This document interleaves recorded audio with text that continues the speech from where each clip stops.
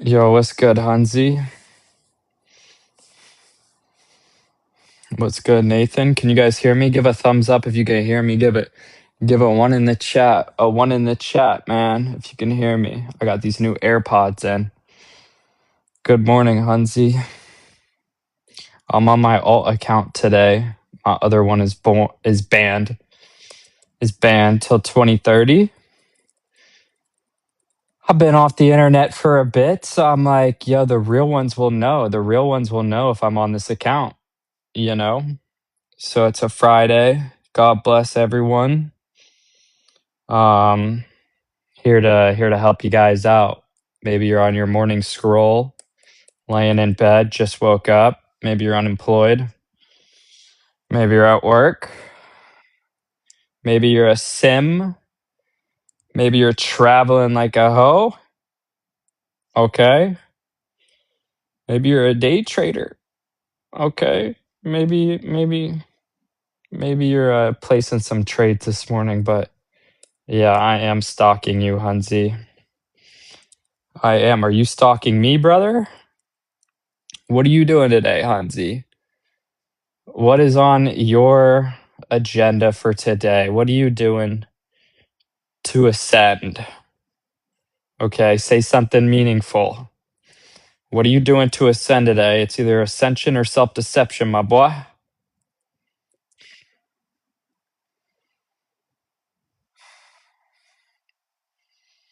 Give us the rundown, bro. It's just me and you, my boy.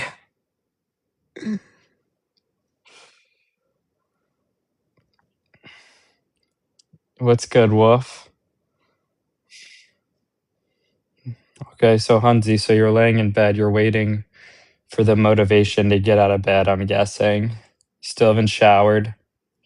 But you're like, yeah, it's a Friday. What's good, Wolf? What are you up to today? What do your plans look like? Are you ascending? Trying to make a model or skill file to make video edits for UGC. Right now?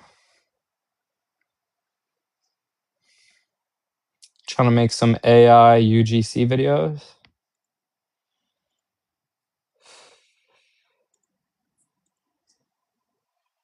Is that what we're doing? AI UGC? Is it working for you?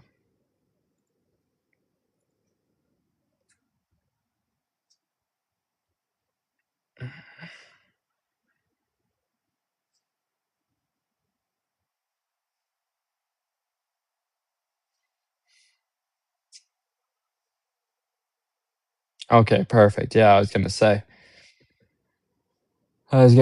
yeah, that stuff's not too high converting, but yeah, if you're using real UGC to use AI to edit the footage, that sounds good, man. Are you building this from scratch or are you using an API?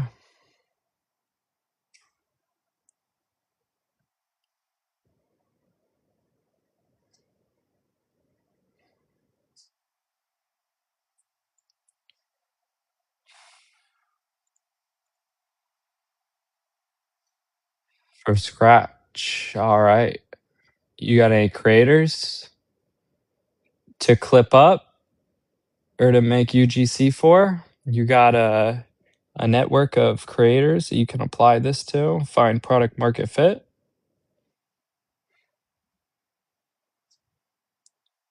What's something that made the most money for you? Okay, perfect. We're getting to the good questions. Okay, I like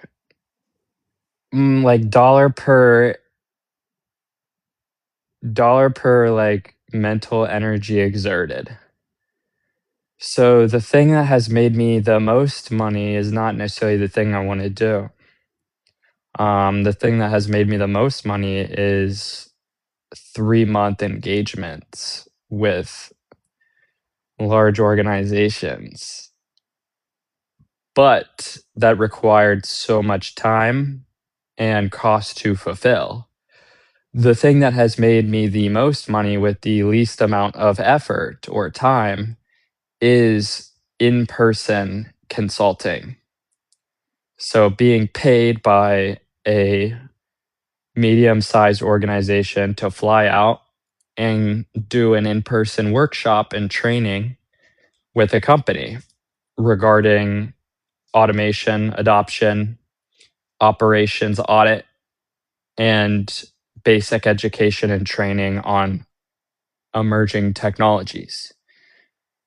This was a $10,000 for 3-hour gig. You can imagine that that's probably the most leveraged thing I had done. Now, $10,000 is not a lot for something like that. We have people inside of our community that are working with enterprise level companies doing a 3-day workshop for like 50 grand. This involves transcribing all of the sessions. This involves, printing out workshops to do, as well as then building a roadmap for post consulting that the team can run with. And so that is definitely the highest bang for mental exertion is in-person consulting. I also have a emotional intelligence mentor, and she's been doing this for years, speaking to organizations about EQ. The more audience members, the higher she charges. She charge anywhere from 20 to 50 grand to speak to an organization. So that's definitely what has made the most money with the least exertion. And then the second thing I would say is high ticket info. So once you work with companies like that, you can build a curriculum that is an evergreen asset. And so once you build enough intellectual property by working with enough companies doing training, now you have, and you can also bring a DSLR, which I did. That's how it's going to be so expensive. You bring a DSLR and some mics and you record the entire session. The company gets to own, and you get to own the IP from this. So after a while, you build an IP that then companies that maybe can't afford to pay $10,000 to $20,000, they end up just buying the IP off of you, and this is like a course curriculum. So this is when courses come into play as a downsell. So that would be the second thing that has made the most money is taking the IP that's built over time and then turning it into a digital curriculum geared towards businesses, not towards entrepreneurs, and then doing a done with you style of, all right, here's the training, here are the procedures, maybe here's a few Zoom calls one on one. And there you go. Once again, it's a more leveraged format of doing the thing that I had described previously. And so that's when you get into being able to sell courses. And then you can sell this curriculum, which is actually a valid curriculum because it's been tested on several companies. And then you could sell this to like randoms online for a lower price too. And that's what like my school community is. What's the selling point in that case? Can you explain an automation process? The selling point is that we are unaware of the processes. And so we need to go in and we need to talk to all the people in the company. We need to talk to the design team. We need to talk to the media buyers. We need to talk to the leadership. We need to talk to the copywriters. And until we understand from a session like that what happens inside the company, we have no idea what processes can intrigue a business owner. So that's kind of where the ascension comes in and the handoff of now that we've identified in your business and now I'm an expert, I'm going to provide you with the viable solutions to integrate into the company. If you'd like to work together on this, then this is now a 3-month engagement, right? So the whole point is that consulting session is built around trying to understand the processes. Not necessarily explain what's possible, but, um, a lot of people don't have an in-house ops guy, which is why they hire someone like me. So they don't even have somebody that can take the entire business and quantify it into, um, process maps and into procedures and into org charts. So, really, companies at this point are confused, and they're like, "What are we doing? Is AI even viable for our team, or is just we just need to improve our processes. We just need an expert to come in and let us know how to go from here, so that we know that we're not behind on innovation." Okay, so the explaining what's possible is usually the final result, and then that's where the ascension comes in. Of we'll set this up for you. What's good, Kaylee? What's good, Hash? Yeah, I'm up early, bro. What do you have, school? We're answering questions. We're answering all type of questions here today related to internet money simming. Thank you, Kaylee.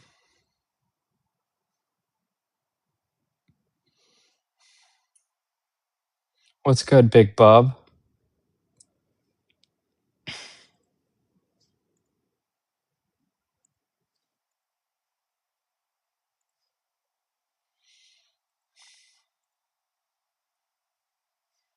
What are you guys doing? What's good, Anna? I took some time off from socials. I really haven't been scrolling any feeds much. I've been in my IRL life. You're in your second year of college. It's the best year. Make sure to have fun, dude. I was not on lives like this when I was in my second year of college, bro. I was sharpening my social skills.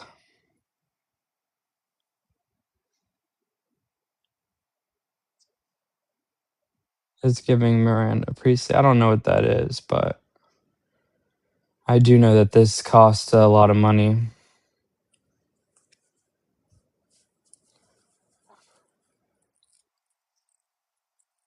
What's up, Precious?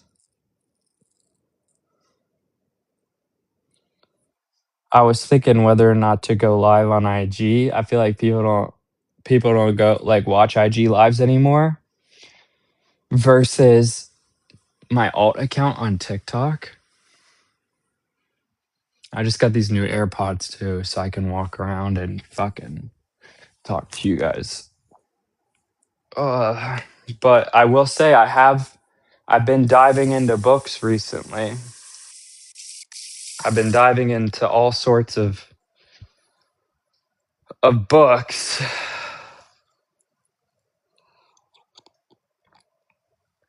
trying to answer religious questions, and I think I've finally done it. I've read a lot of books. I really love Dostoevsky. I've been reading a lot. I'm trying to start The Idiot, but it's too big. It's so big.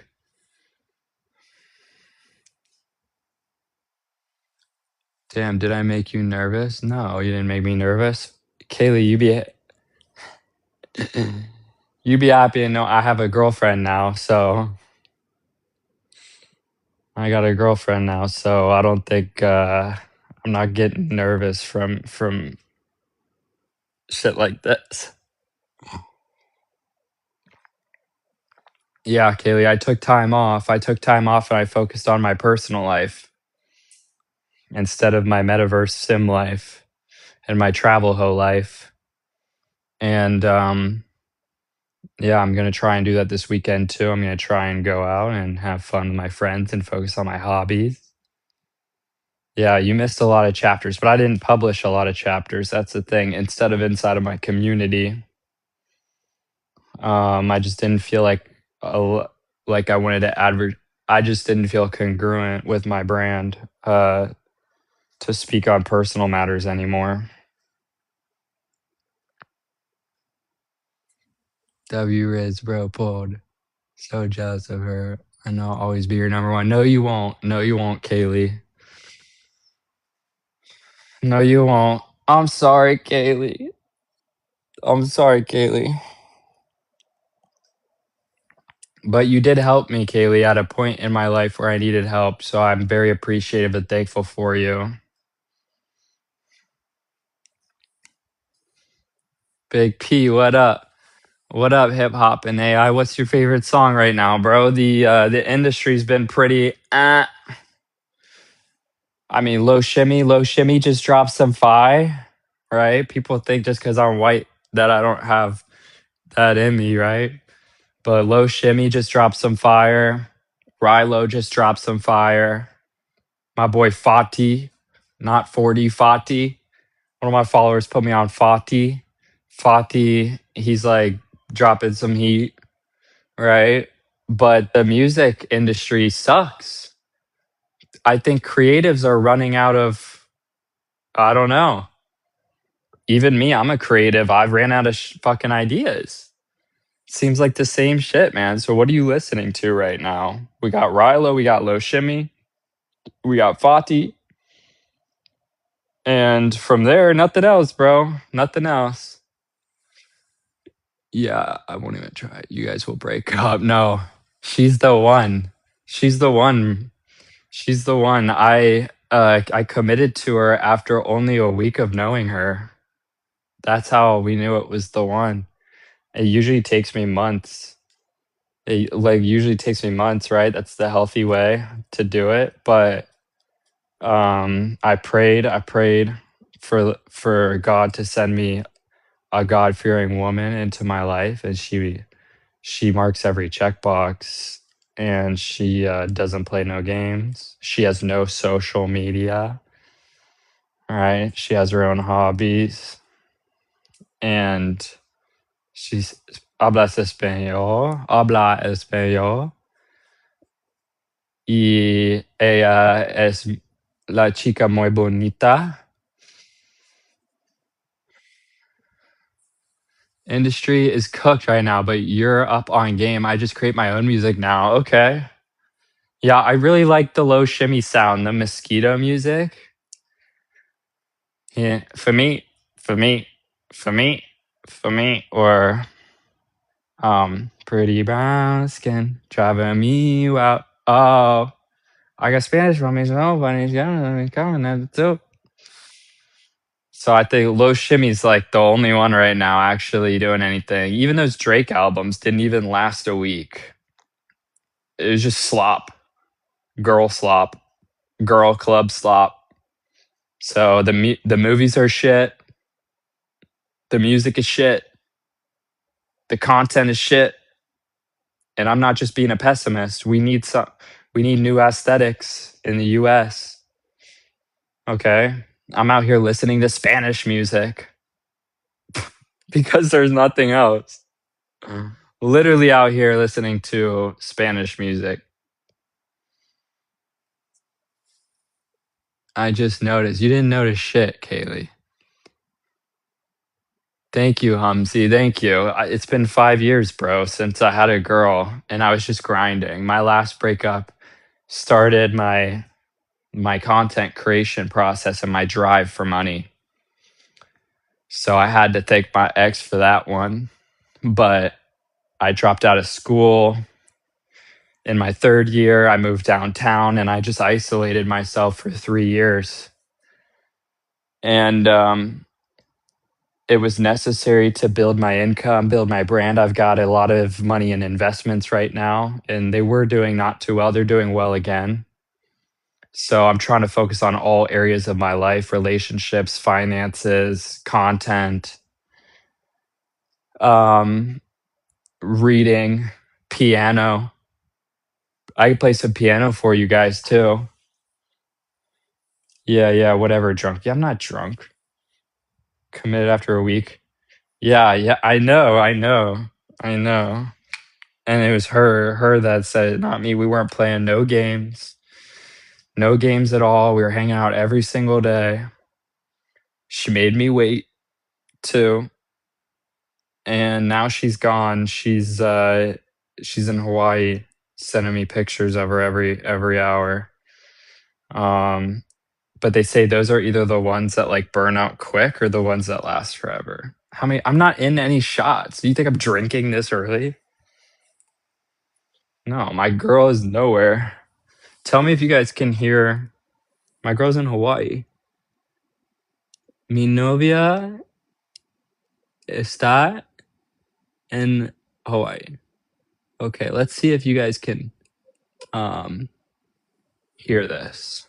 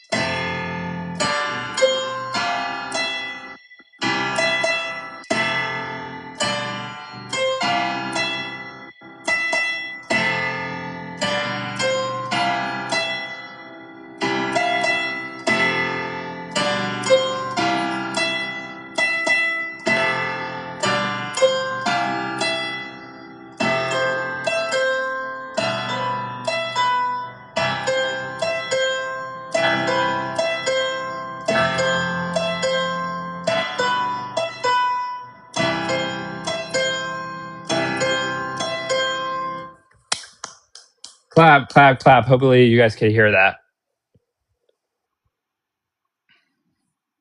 Viewers dropped off. No one wants to listen to me play piano.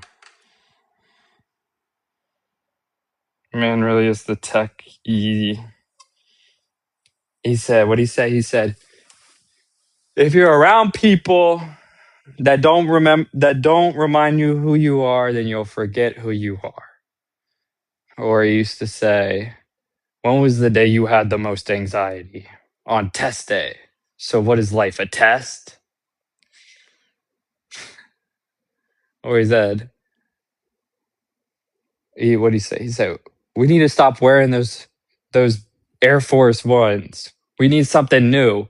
We're gonna be stuck in a loop if y'all just keep wearing those AF1s. As I just bought a pair of AF1s.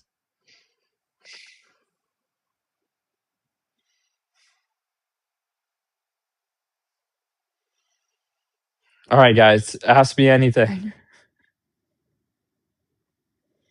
Ask me anything about business, life, uh, tech, money, investments, psychology, books. What's good, Rosalie Taylor? Tristan. What do you think one should spend most of their time on?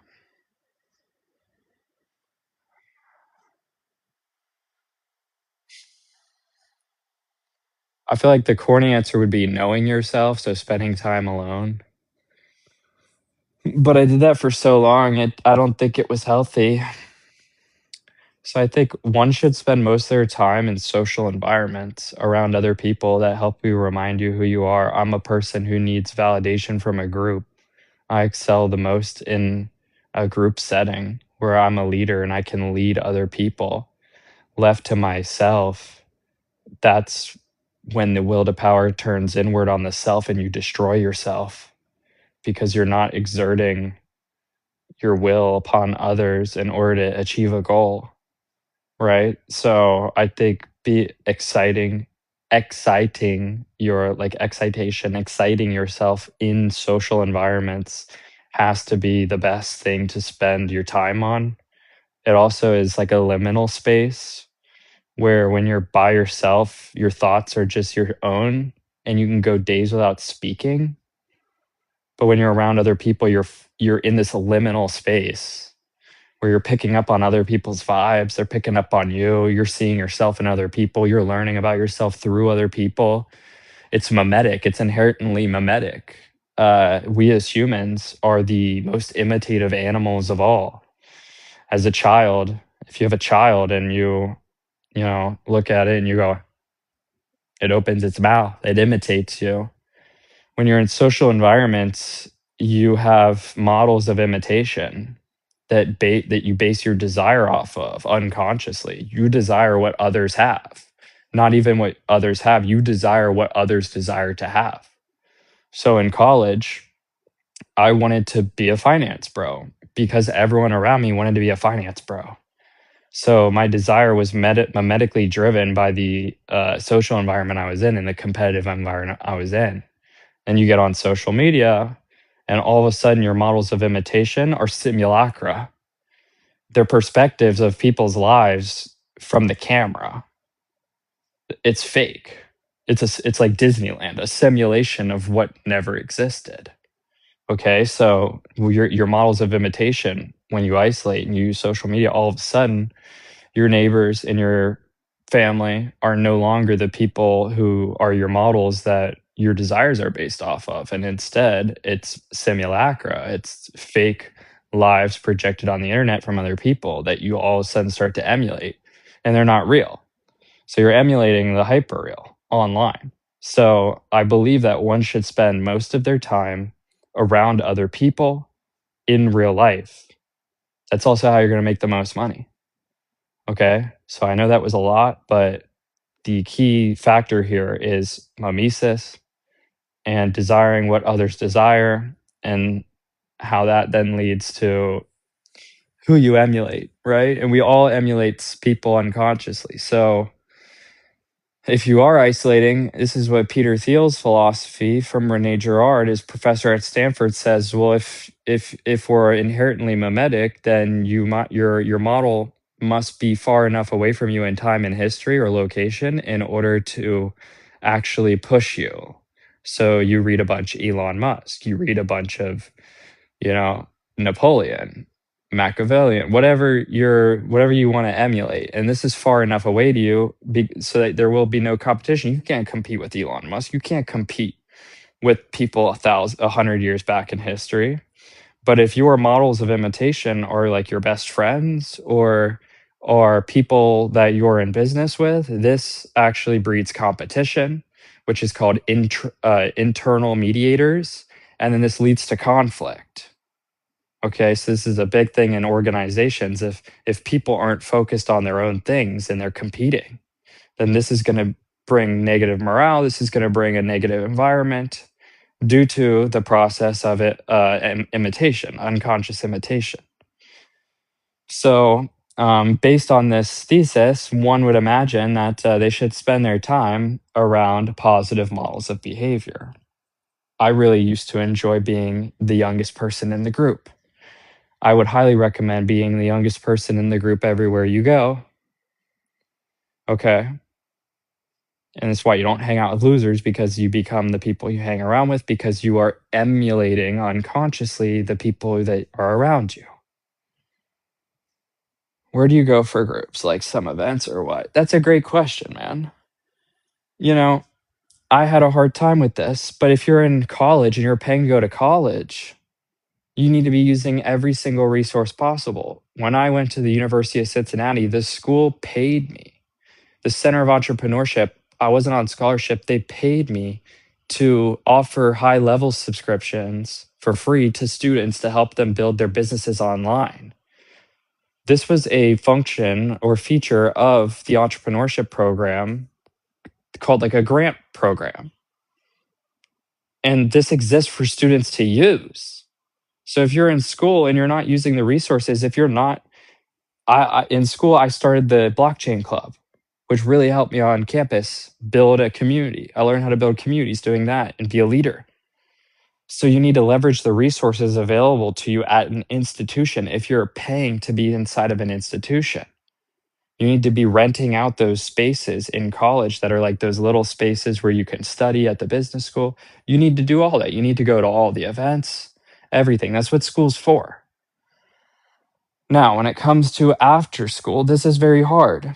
This is very difficult, but this is where social media comes into the mix, and friends as well come into the mix that have other things going for them. So social media can be great for like local communities, but they're not going to be business groups. But they have, I'd recommend looking at business events near you. This is how I got my first original clients on Eventbrite. I started going to networking events. But then all the networking events is people like that trying to sell shit. So at the end of the day, I'm still learning. I'd probably be at a group right now if I had one. But I did realize that this was an American thing. I started traveling the world. I went to Israel, I went to Argentina, and I went to London, and I went to Germany this year. And I also went to Florida. And in Argentina, they had social events called Mundo Lingo, where it was literally meant to speak your native language to others who spoke other native languages. And you identified yourself with a flag based on the languages you spoke.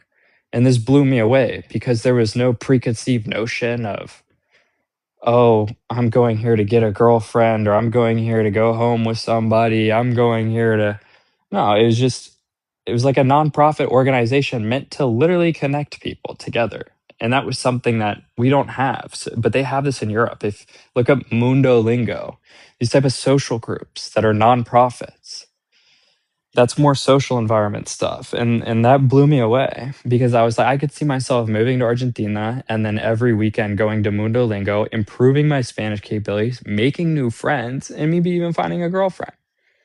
And no one is standing in the corner worried about, no, the girls are coming up to you because they want to learn Spanish or they want to learn English. So professional groups is different. If you need to get into professional groups, you need money. Like let's say my professional group. My professional group has calls with multimillionaires in it. That's the people I attract. That's the filter I put up on my socials. So if you build your own community, that's a professional group, you're going to get people like that. But every professional group, before I got status on social media, where then I started having other influencers follow me because I popped up on their feeds, and then we started talking and meeting and going on vacations and stuff together because we were in the same social hierarchy online, which is all fake anyways. I had to pay to get into groups. I paid 15 grand 3 years ago to do a Costa Rica mastermind with weekenders.com, and I was the lowest person there. I was making like 10K a month at the time. It was like 95% of my savings. But I ended up meeting people that ran podcasts. I ended up meeting a dude who had a private jet, who owned leaders.com, doctors, amazing people. And then these people, through this $15,000 mastermind, it was 15K because they also paid creatives with cameras and drones to come out and shoot professional status Delta like content. And I went home later, and this group became solid. And I actually ended up getting like 4 referrals a month after from this group I paid $15,000 to go to. And I ended up working with like a bunch of doctors in their practices to help them with systems. And each project was 6 grand. So I made like 20 grand off of referrals from the 15,000 that I paid to go to this group. So if we're talking professional groups, you got to pay to get in those. Because what else do you have? Do you have an Instagram account with 100,000 followers? Are you a top affiliate for some like? Where's your social proof? Like, if you have no social proof, you need the money. You need the money to get into those groups, but with the goal to finesse with good intent. We're not out here finessing with bad intent. We're trying to give more than we receive, but finessing is a part of the game. Okay. So, yeah, the goal is to pay for professional groups, but for social groups, we really need these third person spaces, is what they call it. Mhm. Would isolation be better than being around bad? Yes, yes, yes, yes. That's a great question, Jobber Wookie. He says, would isolation be better than being around bad, undesirable characters? When you isolate, you're going through a process of individuation. You're acquiring self-knowledge. You're learning how to stare at a wall, how to meditate, how to sit in your room at 8 p.m. when there's 3 hours left before you go to bed and you have nothing going on and you're bored and you want to go buy weed. You want to go to the bar and drink and you don't, and instead you pick up a Dostoevsky novel and you read Crime and Punishment. And all of a sudden you realize that you would have never read a 700-page 150-year-old book that literally pierces your soul rather than going over to your homies next door and smoking two blunts and watching Netflix, some fucking shitty stand-up comedy show. And then because it's mimetic, all of a sudden his limiting beliefs are going to shape your worldview. I stopped I started hanging around bad people because I was isolated and I started believing these people like, I love how I love how you're able to post content. I just get so scared. And then they see my post. How are you able to post that without getting nervous? And that hate comment comes up, and I start to think, oh shit, is he right? Is there something wrong with me? Am I some narcissist? I can record myself speaking and he can't. I started adopting all of his worries because it's mimetic. Look up mimetic. I think mimesis is probably the most. This is Peter Thiel's philosophy and all of that, and which is why I'm pro Peter Thiel. Okay. I love Peter Thiel. Everything he's doing. I love Peter Thiel. He understood this. This is why he was the first investor in Facebook. Okay, so you're going to adopt the worldviews of the people you spend time with. So if they are losers, it is better to isolate yourself. But then you can't start watching losers. You can't start absorbing the hyperreal simulacra of social media of losers projecting and lying about their lives for validation and for income on a camera. And then you're like, okay, instead of going over to my friend bad role model's house and adopting his beliefs, I'm just going to isolate, but instead I'm going to spend my time absorbing and consuming this conspicuous consumption culture of these people that are projecting personas that they don't live. Now all of a sudden I'm adopting these worldviews. I'm adopting my Twitter feed as a worldview. I'm adopting my TikTok feed as a worldview. It's just as mimetic. So if you're isolating, it needs to be self-development. It needs to be individuation. It needs to be reading philosophy, reading religion, reading Dostoevsky, reading Friedrich Nietzsche, reading self-help books. Okay? But your model of imitation at the end of the day has to you get Christ pilled. I was recently Christ pilled. I read all of Thus Spoke Zarathustra, all of Beyond Good and Evil, all of The Gay Science, all of Friedrich Nietzsche, and then I read all of Dostoevsky, who's the antithesis in some sense. And then you find out that there's the Christ pill. You read Rene Girard, and you realize that if we are mimetic in nature, then the best possible model of imitation is Christ. Okay, and this just makes logical sense, not even like theological sense.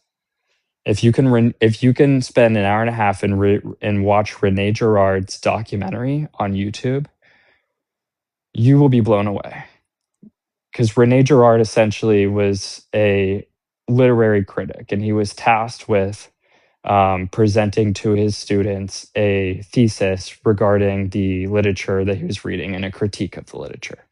And he couldn't think of anything. And the day before, he dived into all of this literature, and he found for the first time ever a model or a thesis of desire that every other past form of literature and poetry and history, except for the Bible, failed to accurately represent. He found out that the protagonist, the antagonist, and the characters in all of this literature only desired things because the other characters desired them as well. If there was a woman and another man desired her, there was conflict. The desire grew stronger. Wars were fought over these women. If there was a car, an object, some object of desire, it was solely dependent on whether others wanted that thing as well. And this is the thesis he presented to his students. He said, oh my gosh, no one has ever discovered this. Every single character in all of this literature only wants the thing that they want and the people that they want or the objects of their desire because it's based off of other people. And then this drives conflict.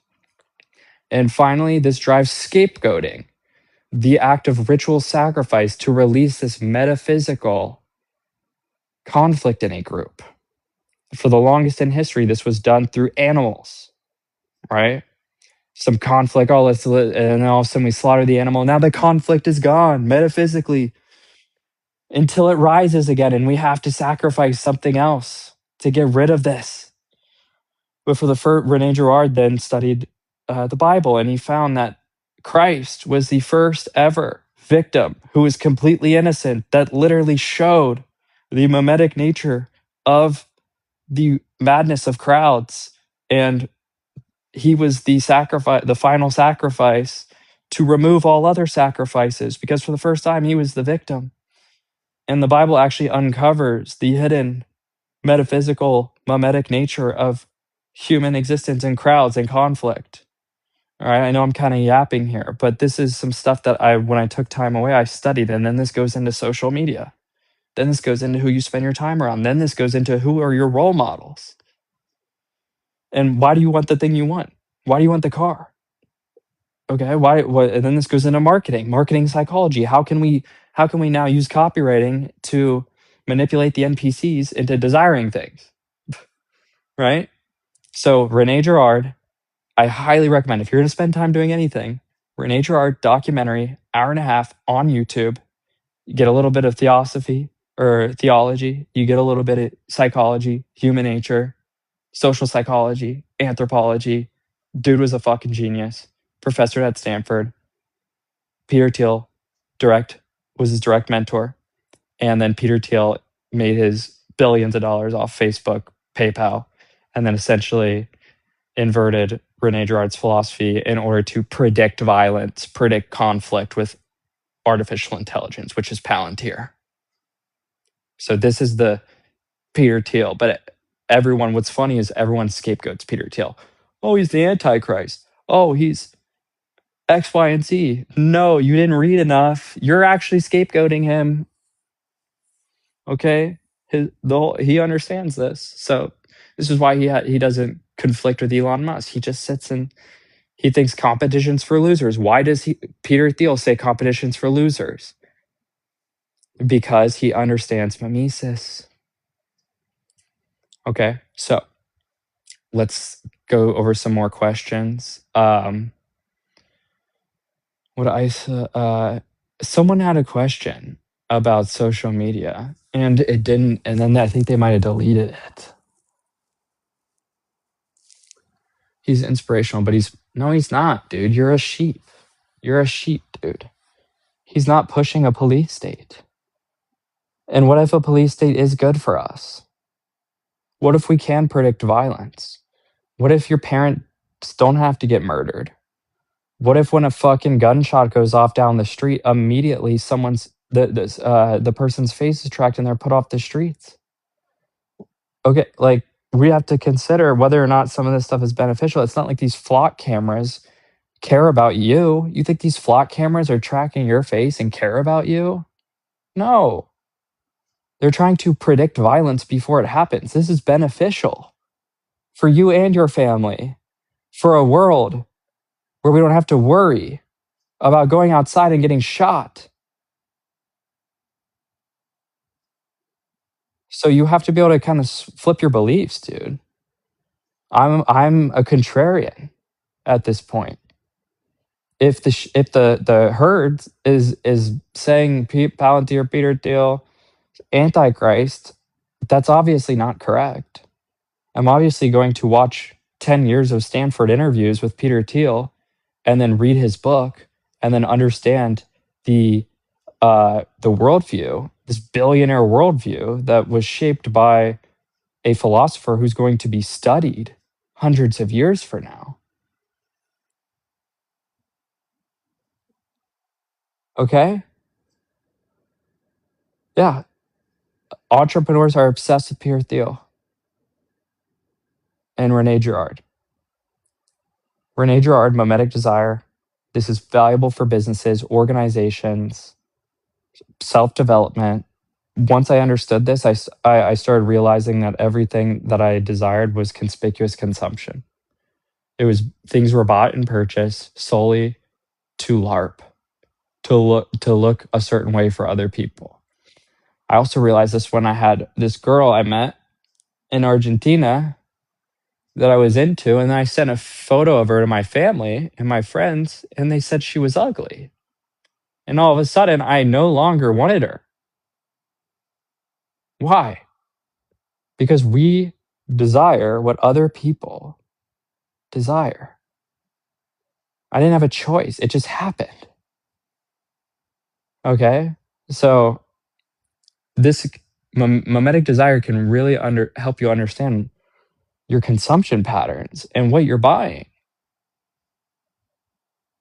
and how you want to live your life and what do you actually want. It's the first question I ask the people that are working with me now. This one guy, he wanted to start a course and he has 1 million followers now and he has $15,000 a month of brand deals. He wanted to sell a course. He doesn't even have a business audience. So I asked him, I said, why do you want to sell a course? Let's get to the bottom of this. We found out it was because he had failed to inflict his will to power on the current industry that he was in. And so instead, he wanted to make a bunch of clones of him because he felt he had failed to fully capture this market. And so he wanted instead, because this was hurting him so much, he wanted to default into selling a program. And I was like, okay, you want to sell a program because you see other people sell the program? You want to sell the program because you've been told that this is the way because it's what you see on your feed. All right, let's get to the bottom of this desire. Is it because you want more money? Is it because you want more security? We found out it was because he gets banned on certain platforms. So the desire was actually not to start a course. The desire was to have more clarity and more security. So the answer is not to sell a course.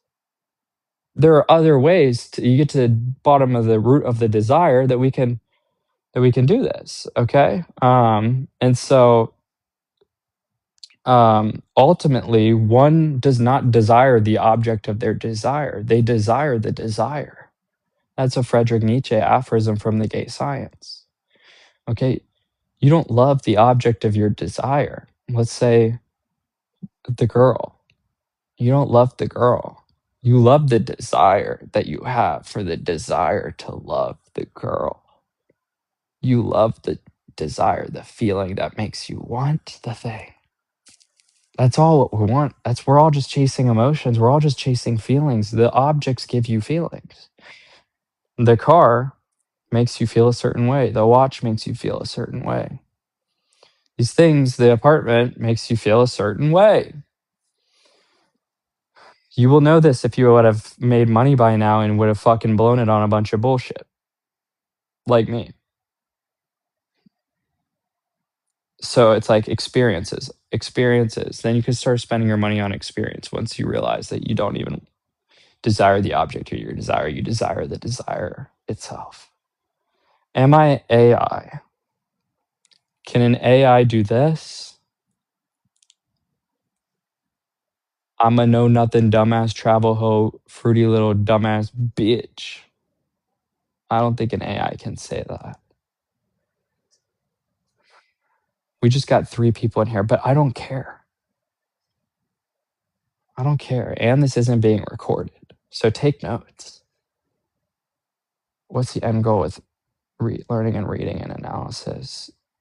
to gain wisdom, to gain self-knowledge, to understand yourself better. That's why I'm only reading books before 1950. That's why I'm only reading books with a penguin on them. Because I want my models of imitation, I want the people that are influencing my thoughts to be people in history that were higher men, that were the greatest thinkers of all time. I want to dive into the minds of these people. So, the point of doing that learning, but then you got to read Hermann Hesse, Siddhartha, which is the theme of the book, is that no amount of knowledge is going to change your life. All right, and that you need to take action. So that's Hermann Hesse, Siddhartha. That's a classic too. Write that down if that's where you're at. But that's the end goal. What's the end goal with scrolling? What's your end goal with sitting here watching me, bro? What's your end goal with consumption in general? Do you remember the last TikTok you watched? All right, let's pull up the last TikTok you watched. Is this someone that's lying and that lives in their parents' bedroom that just read a book and watched 3 TikToks and then couldn't hold himself to keep it to himself? So he self-manifested him speaking this thing in the camera, and now it's viral, and now your thoughts are being influenced by this video. So in general, what is your goal with consumption? My goal is to make it valuable consumption. If I can understand, if I can read autobiographies and biographies and nonfiction books that are related to the animal turning into man, the development of consciousness, questions on morality, I don't know. I guess it's something I'm just really interested in.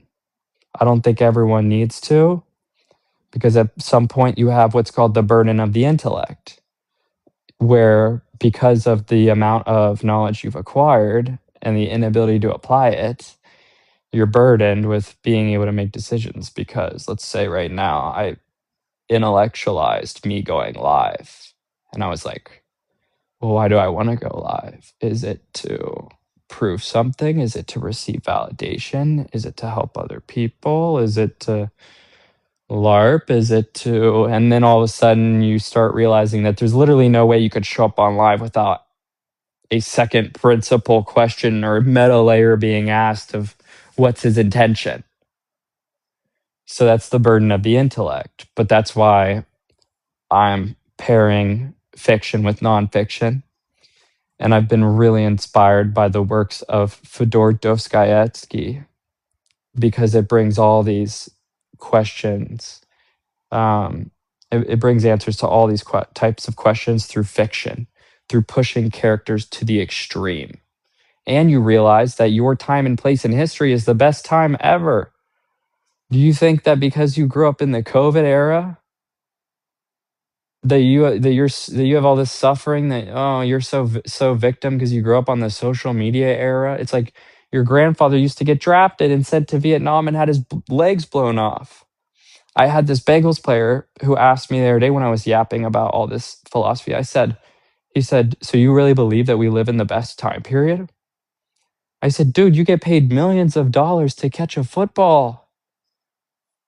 You would have used to be fed to lions in the Colosseum to your death if you were born earlier in history. So yes, you could post an Instagram story and make $20,000 because you're a starting wide receiver for an NFL team. Of course, you live in the best time period. But you wouldn't know this. You'd be oblivious to this if you had never studied history. If you had never understood that during the Spanish Inquisition, if you denied Catholicism, you were literally burned at the stake. You used to die from disease by 20 years old.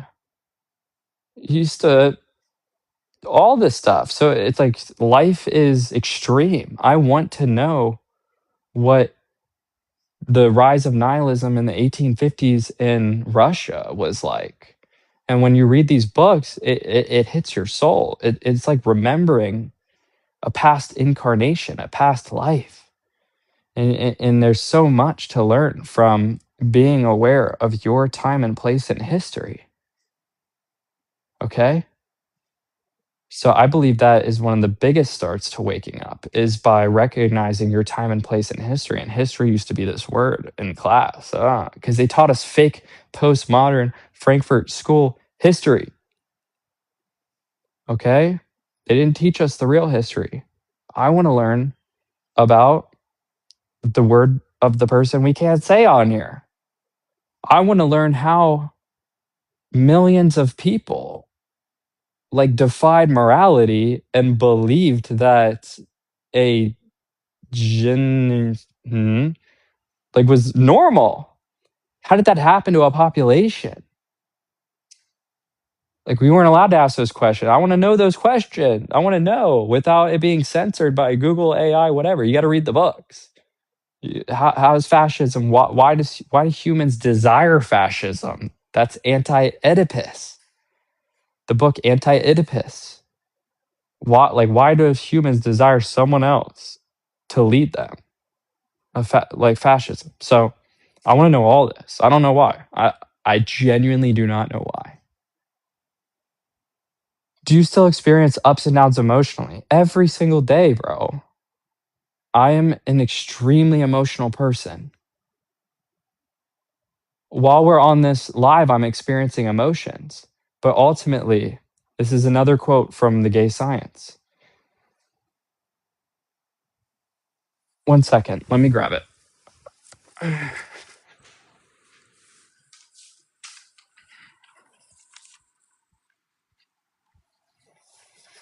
The will to overcome, so the will, your ability to do something, right? Because you have your thinking, your feeling, and your willing. The will to overcome an emotion is ultimately only the will of another emotion or of several others. So if you're overcoming an emotion, it's literally ultimately only the will of another emotion or of several others. So I experience emotional ups and downs every single day because I have rigorous empathy.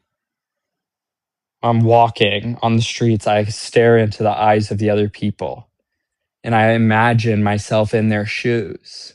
You see a homeless person, I imagine myself in their shoes. That's emotional. That's sad. But recently, I have been willing to give my fears and my worries over to God, to Christ. And it's helped a lot. It's helped a lot. But also being social helps because like Kanye said, if you're around people who make you forget who don't make you remember who you are, you're going to forget who you are.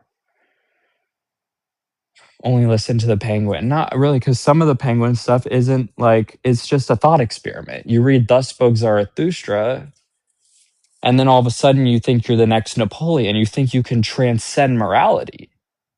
You think that everyone's a sheep and that God is now dead and that the world is heading to nihilism and that you must transcend man. You must overcome man.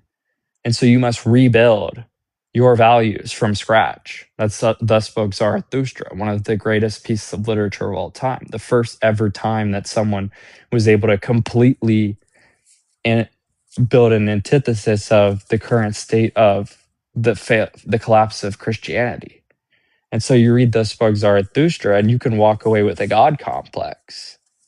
So you necessarily don't want to listen to the penguin. You want to step into the minds of the people and understand different. And I was a Christian when I read this, so I had to give up my faith for a second and read this. But then you read Crime and Punishment, and you realize that it's a story about the protagonist who is literally publishing and reading literature describing these types of higher men who can transcend morality and become the next Napoleon. So he tests this in real life by committing an act of murder to see if he can transcend morality itself. And what happens, without spoilers, is that guilt and shame eats him from the inside out to physiologically where he becomes delusional and he becomes sick. And he finally realizes that that his thesis was wrong, that this literature he was reading regarding higher men and vermin of the people And he essentially realized that he could not be the next Napoleon, and so it's a cat and mouse game between the emotional volatility of him coming to his senses about the decision that he had made while being caught, and while also falling in love with a Catholic woman who is like a meek Catholic woman who has, like, her parents are alcoholics, died, and she still loves him at the end of the day, even though he confesses this murder to her. And she says that the only way is to get on your knees in the square and proclaim your faith in God. And so through this, this is what Dostoevsky does. It's not just some fucking fiction, right? It's like the human mind. It's everything in one. And essentially through giving himself up, he did it as a way to get rid of this guilt and this shame, and then he comes to Christ and to God, right? And he realizes that he cannot transcend morality, and that morality is not objective, and that this philosophy is poison. And so that's the antithesis of something like Thus Spoke Zarathustra. You can imagine the protagonist would have read something like Thus Spoke Zarathustra, became an egoist, and then tried to inflict his will on others with no remorse. And so you read these books hand in hand. That's why I said don't listen to the penguin, but absorb this type of information. If you're going through these types of questions to yourself, like, oh, is everyone really just an NPC? Oh, can I be Machiavellian and manipulate people at my own will and not feel guilt about it? Oh, is God real? What is there a purpose to my suffering and to my shame? So I like the question. I like the question a lot. Don't count out a future draft. I'm counting out a future draft, dude. Like, we're in a point where we have technological warfare, drone warfare, cyber warfare, nuclear warfare. If you're counting on a future draft, that means you're counting on a future war. If you're counting on a future war, then at this point you're counting on the second coming of Christ, because we will not survive. Humanity will not survive a third world war, bro. Do you view this as genuine engagement? I view this as, or a form of LARPing. I view this as a form of connection. We have 5 people in here, dude. Um, I view this as me expressing myself to people that are currently, like, following me and are interested in the things I have to say. If I was LARPing, there would probably be like text right here that said how I made 5 mil by 24 with this online business model. Ask me anything. And then I would not be reading quotes to you. I would be just answering, like, I'd just be lying and flexing, and I'd be like showing a watch, and I would be like talking about all the money I was spending and the trips I was going on. And yeah, that's LARPing. LARPing is essentially pretending to be somebody you're not. So I view this as connection, and I hope you do too. It's not good to have that pessimistic view where everything sucks and you don't trust anyone. Right. Do you believe the more you desire something, the less of it you have?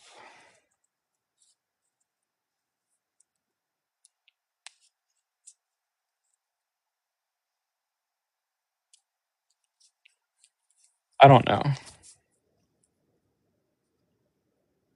I more think the more that you have something, the less of it you desire. So I don't know if you can flip that and say the more you desire something. No, unless your desire is made known. Right? You desire some girl, and so like you could keep desiring her, but if you like exert this desire by double texting, triple texting, blah blah, blowing up her phone, then you seem needy, and then obviously it's like the law of correspondence, I think. Like so, but if you just hold this desire and you're like, man, I desire her so much. All right, let me transmute this desire because I'm so inspired by this eternal form of beauty, which is a first principle element of this world that inspires all of us, even masculine beauty and feminine beauty. So let's say you just get some sexy picture sent to you. Instead of pleasuring yourself, you transmute this desire into inspiration. Okay, so then you go to the gym. You don't needy text, whatever, and then have less of it. So if you desire something, you just have to transmute this desire into something productive, into something that ascends the asymptote of life.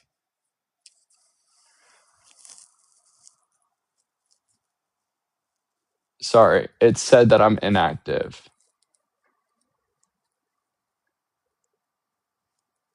Okay, sorry, it was saying I was inactive. So you have to transcend this.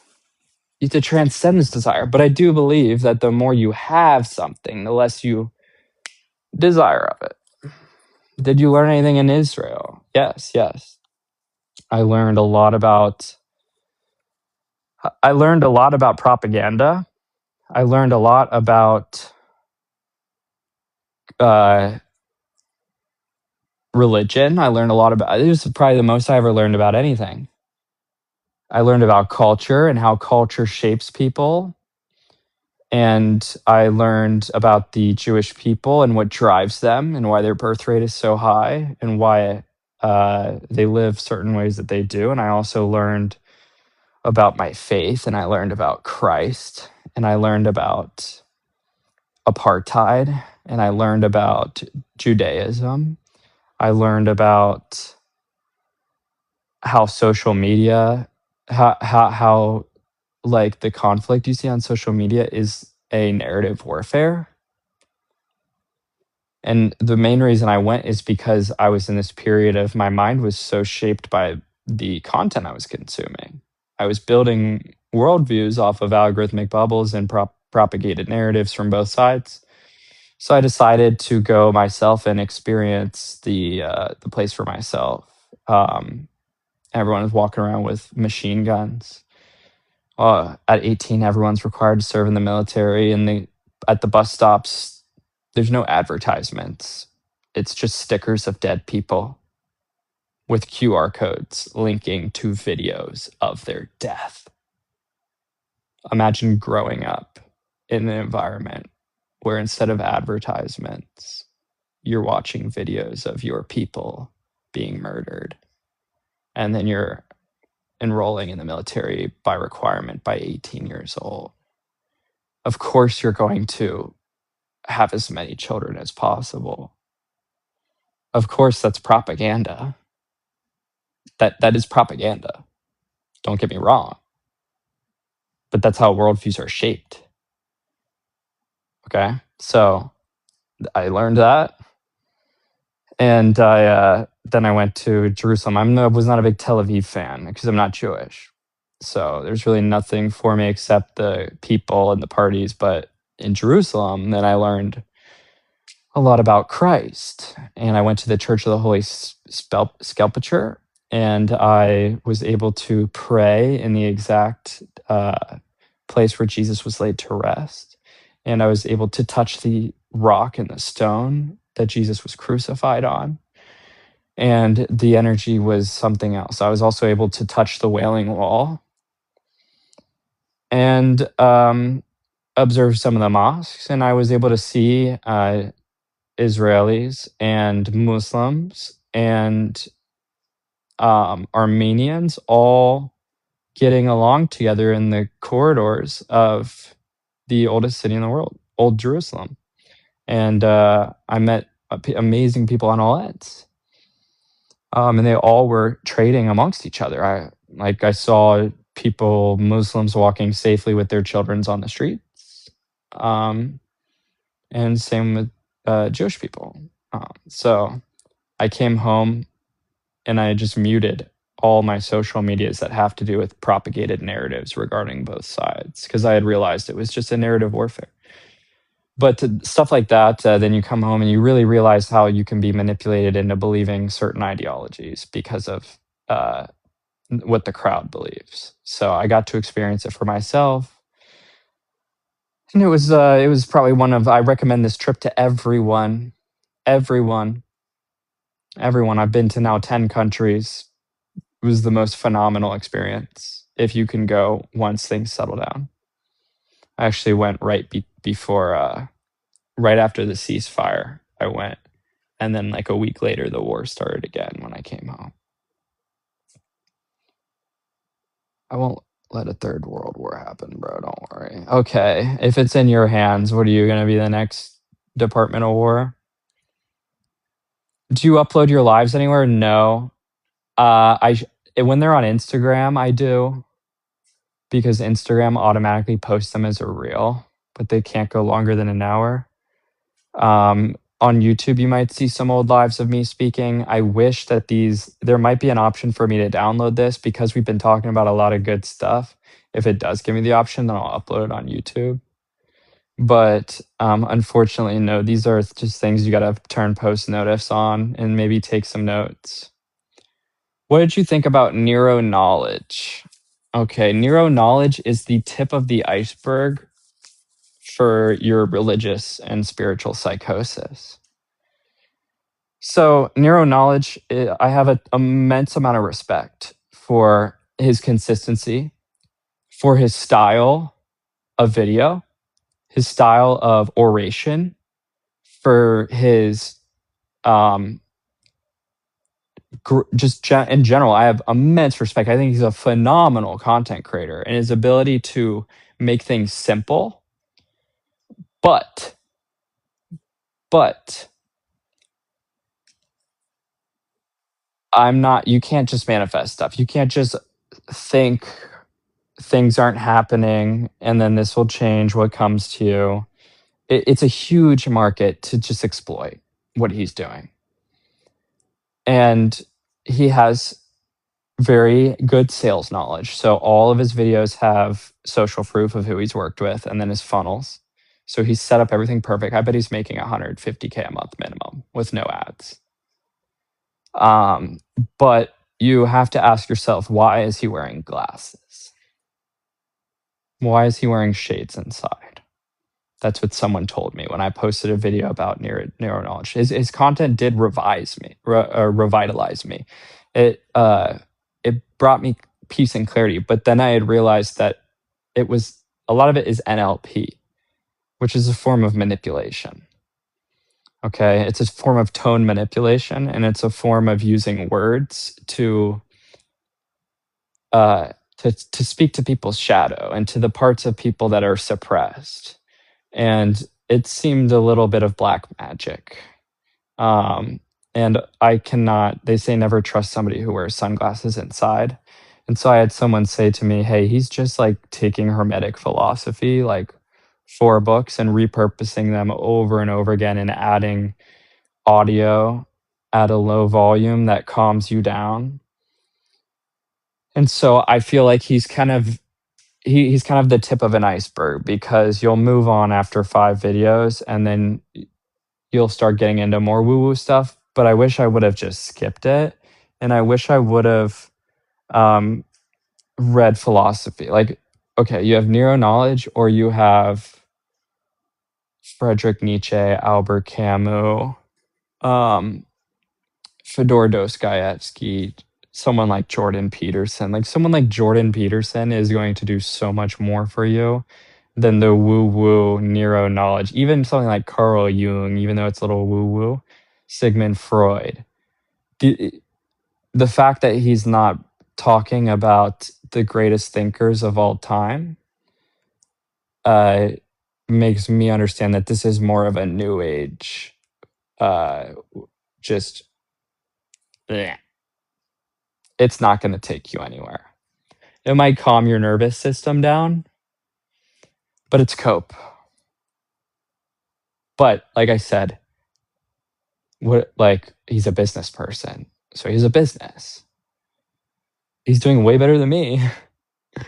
He's a fantastic orator, fantastic marketer, fantastic everything. It just comes down to I think some people are more ready for that, but I've kind of ascended out of that, and I, don't like watching it. How do you reconcile Israel preserving Christ's holy sites while rejecting him as Messiah?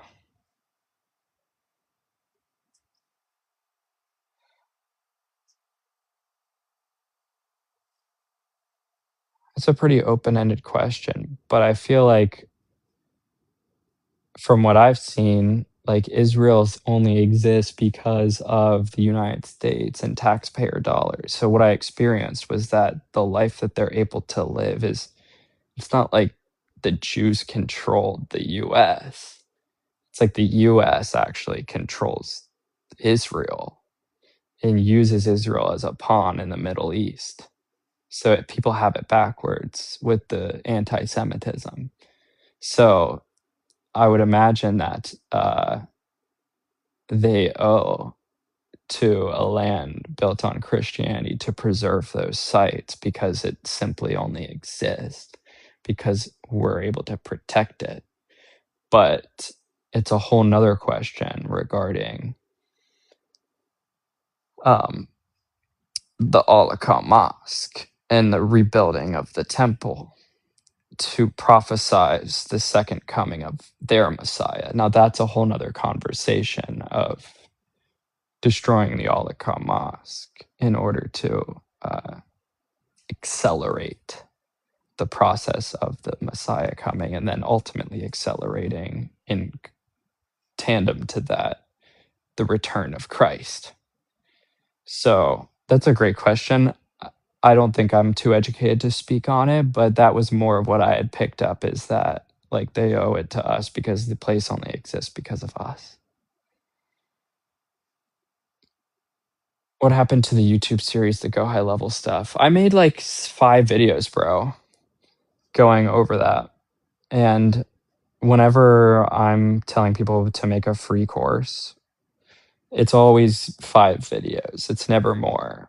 I think I touched on a lot of topics in it regarding identity, the things that I had done, the way I had dressed and presented myself, and how to continue getting clients without listening to a bunch of bullshit. So I can pick it up if you want to comment some questions on my YouTube. Um, but it just hit a standpoint because of the fact that I feel like I had communicated everything up to the point where then you start sharing your screen. And it's just the current state of the market wants LARP. It wants me to pull up my Stripe dashboard. It wants me to show you all of the 10 trips I took. It wants me to show you my apartment. It wants me to show you photos of me working a 9 to 5. It wants me to fabricate a journey and then manipulate people into making a decision to sign up with High Level. This strikes the wrong nerve with me. I feel like you can look me up, my proof is there. So the series would do a lot better if I sat there and I just didn't provide value to you, but I rather just showed you, like pointed at myself. And was like, okay, look at me, look at me, look at me. And then I pointed at the object of desire. Okay, this is how I did it. And maybe I do need to go back to something like that. Because I have the screenshots of the income and the trips and the everything. But I felt that now that I had come to the realization of everything we were talking about through all the self-knowledge I gained, I was like, it's better just turn the camera on and to talk like this. To talk like this. The identity video genuine art. Okay, well, thank you. See, sometimes we need feedback like this in order to then decide that the best course of action is to continue on that path. So, I want to ask you, did you see that video on YouTube or did you watch the video, the long form video that I uploaded on TikTok? Because I upload long form on TikTok. And sometimes it does really well, but then sometimes it can be discouraging when I think I uploaded it on TikTok. It only got like 900 views, but hey, it got like 200 views on YouTube either way. So I guess I saw it as this was not that much of a banger. But if you could tell me where you saw it, that would help me because I'm not a YouTube guy, even though I got 10K on YouTube. But I am a guy who can make a YouTube video and post it on TikTok because I built my audience on here. So you watch the series on YouTube. Okay. Thank you for letting me know. Yeah, yeah. I will if you want to if you could after this, if you could come up with a comment and say, "Bro, you touched on all this stuff. It was great. I want you to touch on this psychological side of, let's say, like, what did your parents say when you told them you were dropping out? What was your mind that allowed you to tell your parents and understand?" Maybe that's like one of the videos I'll do because I don't know where you guys are at. Are you in college doing this, and are you an adult already? So to talk about my college experience and me dropping out, it's like I didn't know. So um, I can speak on my emotions that were involved and my certainty on why I knew this was going to work for me at that point, and then I could even talk about issues with clients. I feel like I want to be the contrarian. If everyone's new business model, this I want to make the video saying like what happens when your client isn't using the software and then calls you 5 times in a row and then threatens to sue you. And then you have to get on a call and you're not used to conflict. And so you just start refunding because you feel bad. And maybe because older people are like authority figures unconsciously to you. So you submit to them. Kind of those kind of questions, right?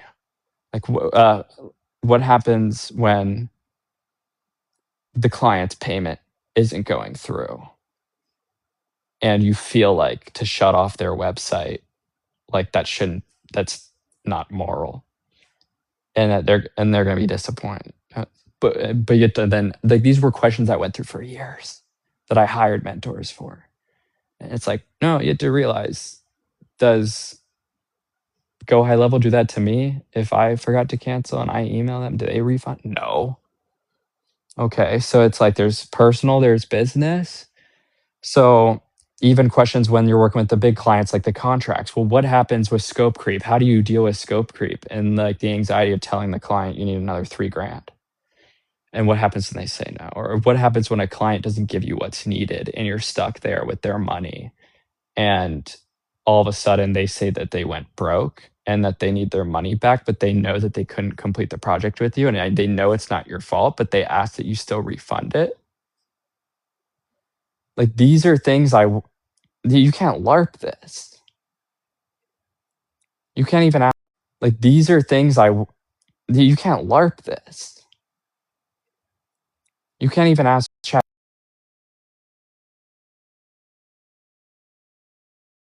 these questions. Like those are questions that you have to like take the risk and then like risk your reputation, risk your income. So if you could comment some stuff on that video and let me know, like I'd love to talk about those deeper things. Cuz I remember looking those up. I remember having a client call coming up where the deliverables weren't fully clear. I knew that the last call didn't go too well, that scope was changing, and that they weren't really in the position to spend the money to begin with, and the call was coming up, and I was freaking out. And am I gonna have to refund the money and all this? But I can't at that point because I need the money. And then I got on the call with the client, and luckily she was the emotional intelligence mentor, and she's like, "Preston, just calm down. It's okay. Like I know you're trying your best. Like, is there something going on?" And I was like, I'm scared as I don't know why. I'm scared for this call. Like, I feel ashamed to say I'm scared of getting on this call because I feel like we're not meeting a commitment and that now there's money tied to it. And I don't want to be a scammer and all this. And she's like, calm down, calm down. Blah, blah, blah. Like, and so she helped me through this. And I'm like, okay, well, thank you for telling me. But this other client I have, he's emailing me on weekends and his automation's breaking. Like, do I actually have to address it on a Saturday night?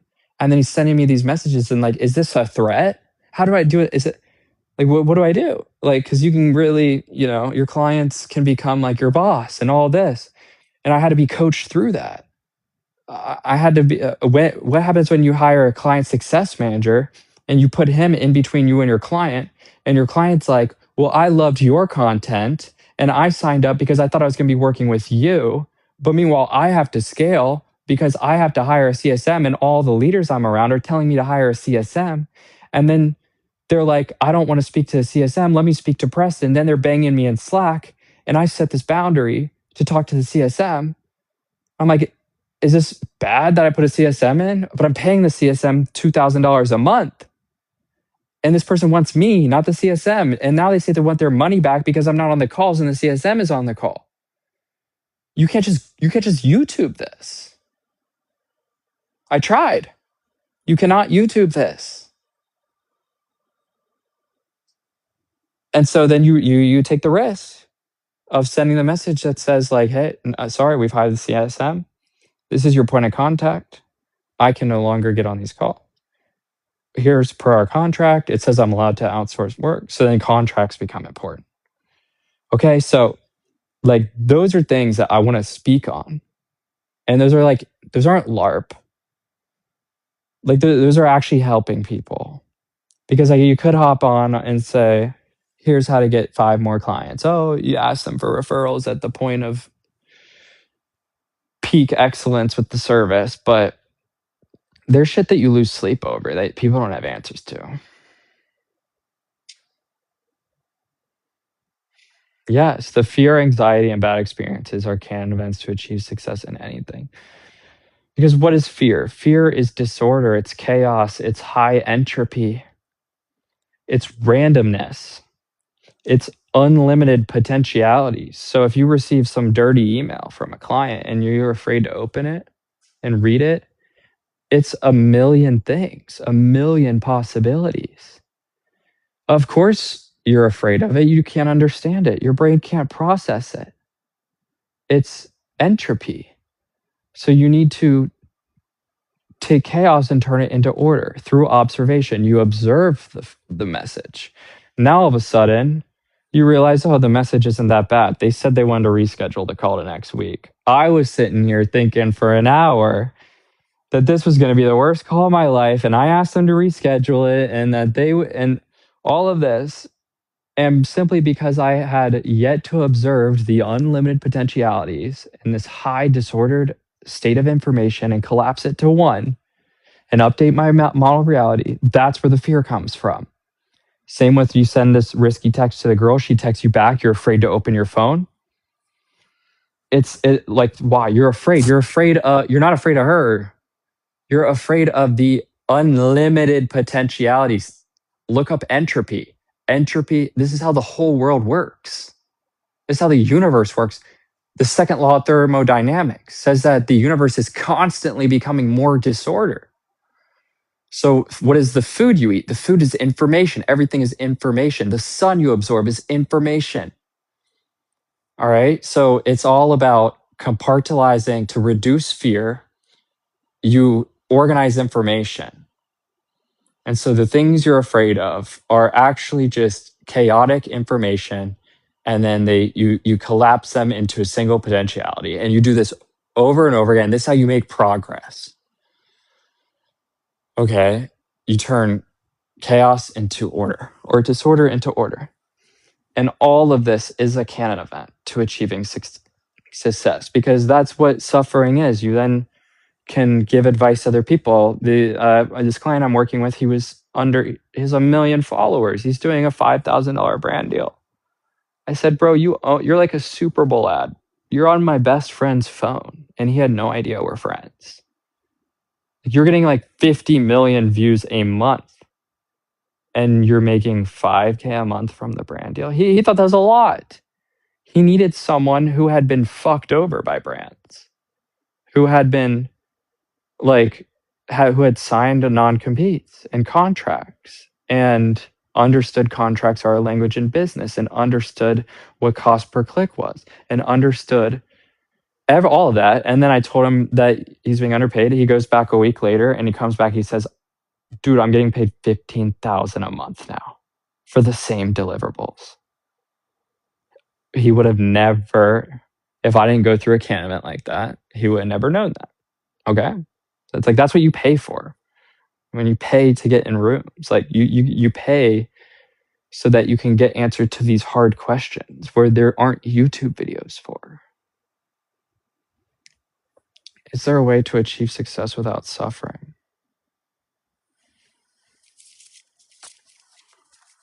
All right.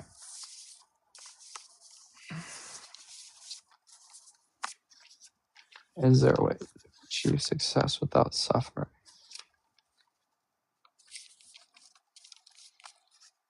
Okay. Aphorism 42 of the gay science. Work and boredom. Looking for work in order to be paid. In civilized countries today, almost all men are at one in doing that. For all of them, work is a means and not an end in itself. Hence, they are not very refined in their choice of work, if only it pays well. But there are, if only rarely, men who would rather perish than work without any pleasure in their work. They are choosy, hard to satisfy, and do not care for ample rewards, if the work itself is not the reward of rewards. Artists and contemplative men of all kinds belong to this rare breed, but so do even those men of leisure, who spend their times hunting, traveling, or in love affairs and adventures.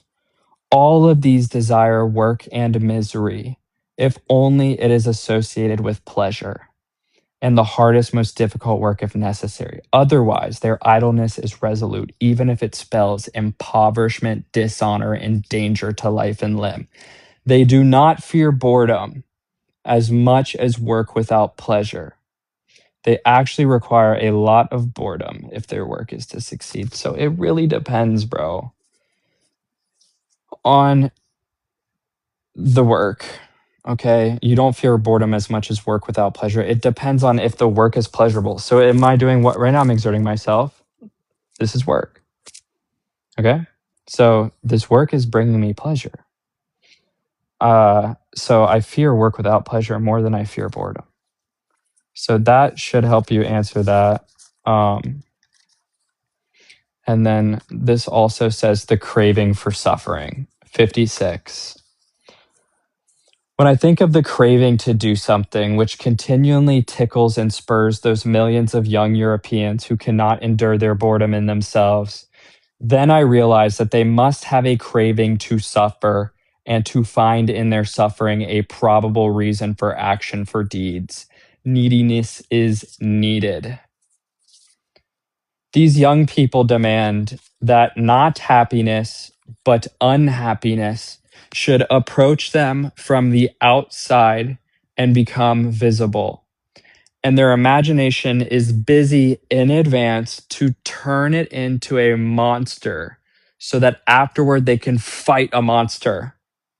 If these people who crave distress felt the strength inside themselves to benefit themselves and do something for themselves internally, then they would also know how to create for themselves internally their very own authentic distress.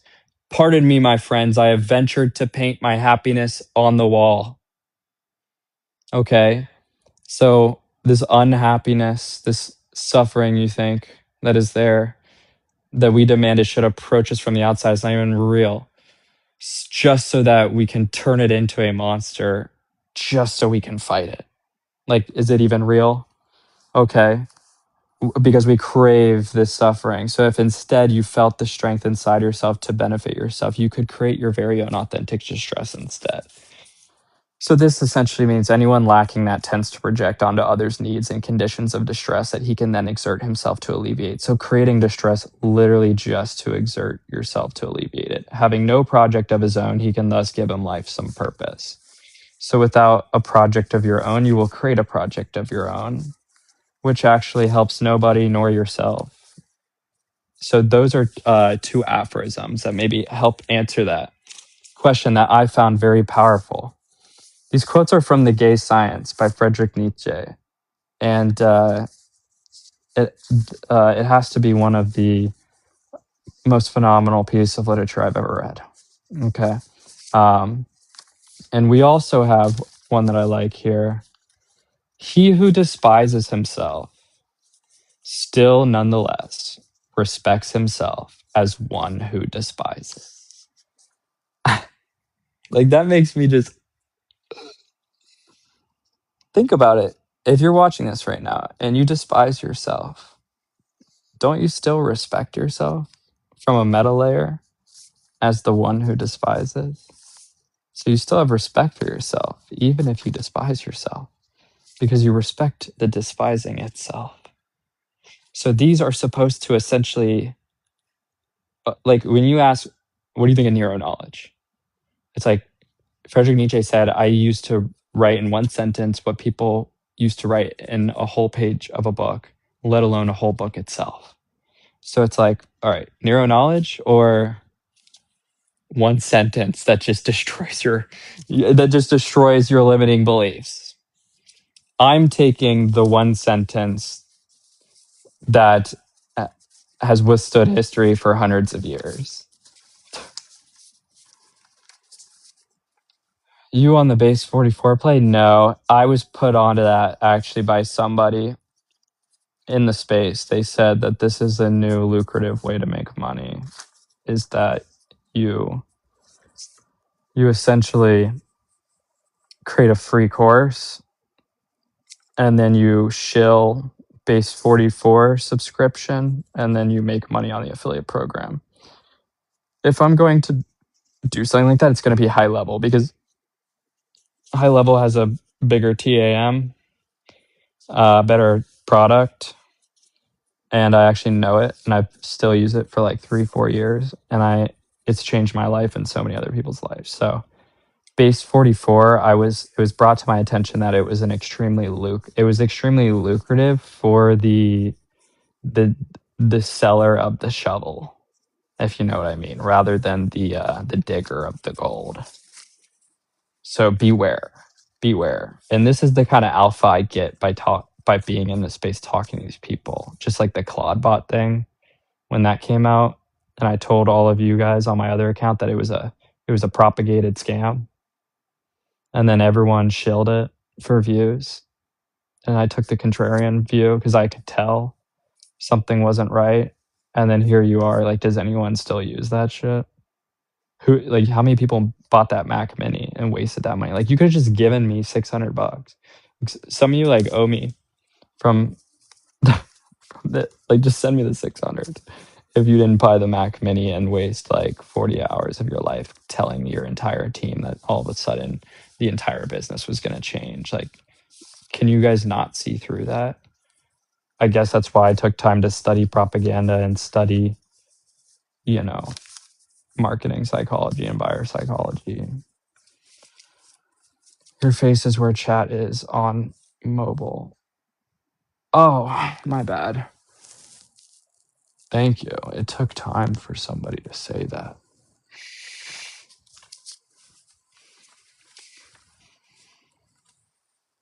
What city? I'm in Cincinnati. Can I move in? No. Where are those quotes from? Friedrich Nietzsche, Gay Science.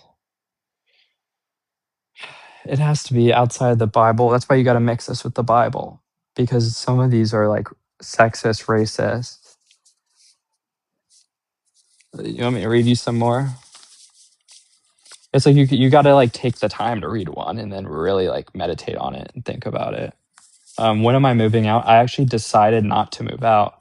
I decided that the choice to move to Tampa was highly mimetic. I thought it was like anti-mimetic until I realized once again I was being influenced by the culture and the algorithm that started showing me like Tampa life. And I thought that moving to Tampa would solve my social problems and help me find a girlfriend. And I even put down like $500 on the application for the apartment.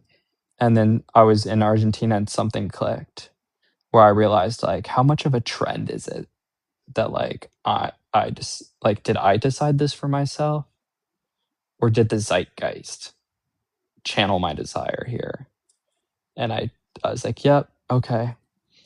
So I stayed, and it was so far one of the best decisions I've made. It's been a month, and uh, I met an amazing girlfriend. It's been 5 years since I had a girlfriend, and like if I would have moved, and it's so hot there right now. And my best friend lives in Cincinnati, and he works for United, and I travel through his benefits and everything at CVG, and so I just realized that I was being influenced. I want to make my own decisions. Um, yeah. Thank you for saying that you like my hoodie, man. I got it 2 days ago. Finding a girl in Cincy feels cooked. I know, but dude, wait till you hear my story. Maybe wait till you hear my story, bro. Okay, if you're gonna stay for it. But I got this hoodie. It was like $210. It's some like nice hoodie. I got it. I was trying to buy shoes and they didn't have my size. So I'll just buy this hoodie. I really like it. Trying to grow in Cincy feels cooked. Yes, it does. Because on the algorithm, if you even like look up Cincy and you have the Cincy algorithm, you get these girls that are on there talking about Cincy dating as cooked. Cincy, fuck all of that, bro. Get me off the fucking local For You page fast with these like resentful nihilists that are just projecting their own inabilities on, and then it's being amplified by algorithms that literally like if you're on my live right now, you're probably an avoidant. If you're scrolling on social media, you're probably an avoidant. So it's just an echo chamber. But I believed this. I just like going to wherever Israel's bad, and I went to Israel. I believed it. So what happened, bro, is I last 2 weeks ago I was like, I've been to all these countries. I have this money saved. I have everything I wanted, the audience, the followers, something's not hitting. My life is the same. I was faced with the eternal recurrence question, which is another aphorism that says, maybe I know it by heart, that says, if one were to understand that what is happening to them today will continuously happen to them every single day for the rest of their existence, they would be consumed by the thought that by such a thought that would destroy them, that would force change into their life. This is the eternal recurrence by Friedrich Nietzsche. And so I came to this realization, and I'm like, dude, I'm not meeting anyone. I'm not even on these dating apps. I'm not going out to bars because everyone convinced me you got to lock in and work. And so I just submitted, and I submitted to God, and I prayed. I swear to God, for the first time in like a year, I said, I can't do this anymore. I said, I need connection. I need love, whether that means I need to give people love or whether that means send a girlfriend into my life. I kid you not, 2 days later, my boy says, like, bro, get on Hinge. I'm like, fuck Hinge. I get one match, and I hit her up to meet her the next day out for drinks. I meet her. She is from she's from Venezuela, moved from Venezuela, so she's not even Western culture. Moved from Venezuela at 14 to Miami, not Brickell, but like the suburbs of Miami. Went to the University of Florida, and got a degree in biology. Then got a job at Procter and Gamble, which is one of the best Fortune 500 companies. It's right behind me, right here. And moved to Cincinnati a year ago. She is Catholic. She speaks Spanish. She has no social media. No social media. Are you listening, VP? So she's not one of those girls that's seeing all this fucking rhetoric on the internet. No social media. I thought this is not real. This cannot be real. No social media. She's actually muy bonita. She's actually. I always tell my friends, I'm not dating an ugly girl. I will not settle for an ugly girl. Beauty inspires me. I expect the same. Like, and then she played no texting games. She initiated all the hangouts, and she even made me wait to get intimate with her, bro. Oh, like this is not real. I This is my testimony, I guess, with God. Hopefully this works out. But that doesn't just come into your life. You can't just neuro knowledge YouTube video this. I dead ass believe, because she's Catholic too and all of this, I actually believe my prayer was answered. And it brings me this peace that like, oh my God, like that can be possible for me.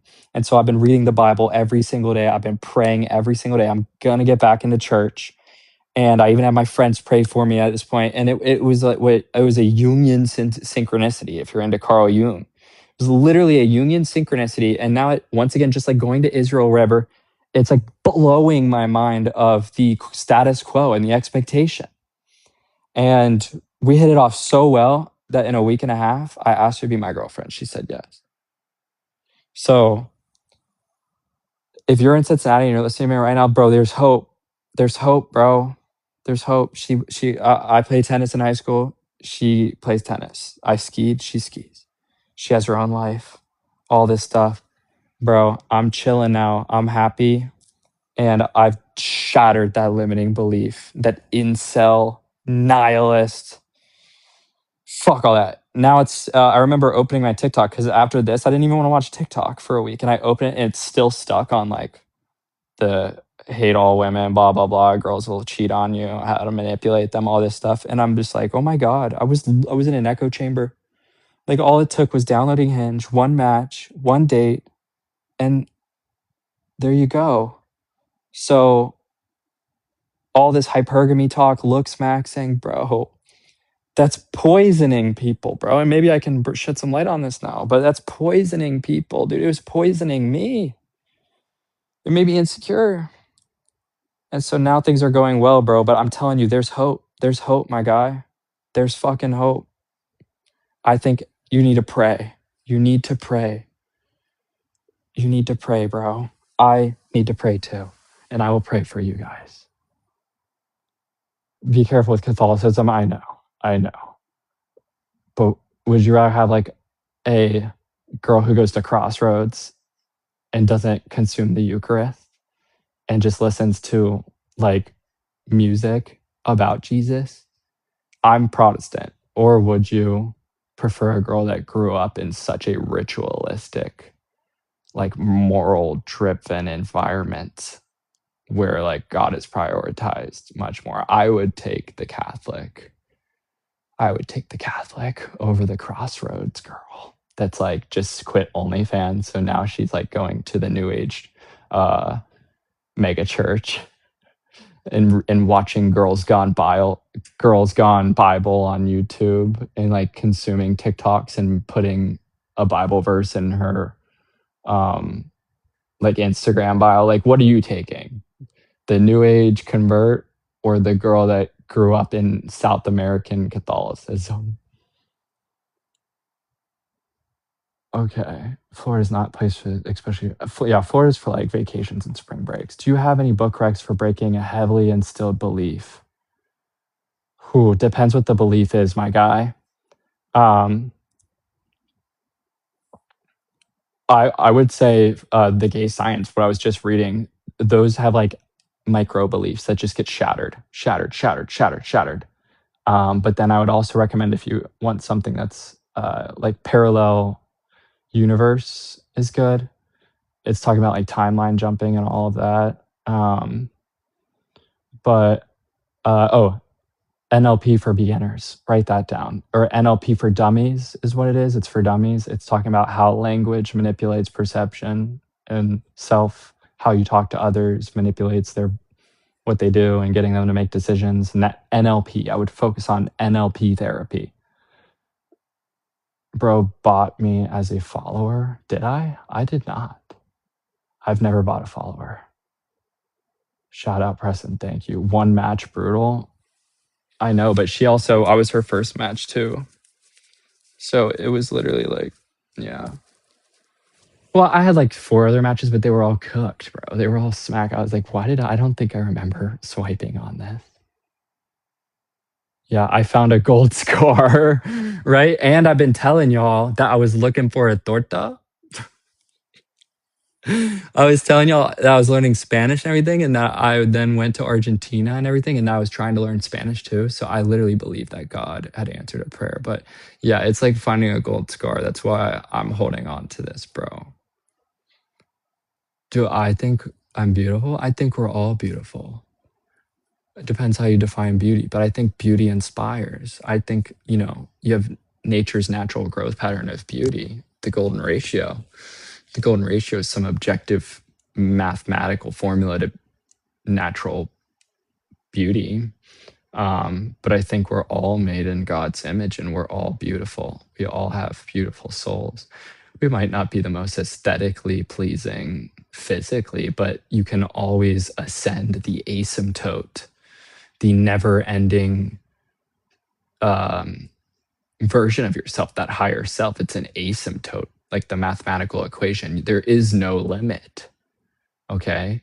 So it's either ascension or self deception. Probably at St. Xavier. Nice. I love that church, VP. I would recommend getting baptized. Yeah. Black pill is true, bro. Just wait. It depends what you mean about the black pill. Hypergamy is real. Okay. So let me define this because, I do think this rhetoric is unhealthy. The hypergamy is real. Your girl going is real. Okay. Like, I've been there where I've been around girls that have boyfriends and I was like, holy fuck, how could I ever have a girlfriend again knowing that she's acting like this and that she's going? So is your girl going? Your girl is always going. It's just, is she going to you? Hypergamy is real. Your girl is going. Girls fall in love with who you are when they meet you the first ever time, not who you essentially try and change yourself to be because of her. I believe that's real. I mean, all this, you just need to study sexual psychology, female sexual psychology by Sigmund Freud. So it's like, all right, are you going to listen to the clavicular or are you going to study Sigmund Freud?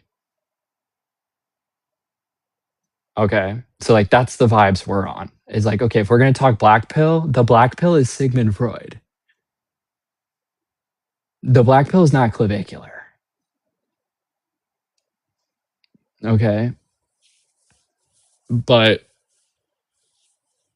yeah, hypergamy is real. And I think it's like a natural part of our existence. So yeah, the whole looks maxing thing though, like looks maxing is just vanity. Looks maxing is like making people more self-conscious and the surgeries and like, bro, just get in the gym. And the Retta, I didn't fall for the fucking cope with the Retta. Apparently everyone's now getting depressed off of Retta. And yeah, it's like, just take Adderall, bro.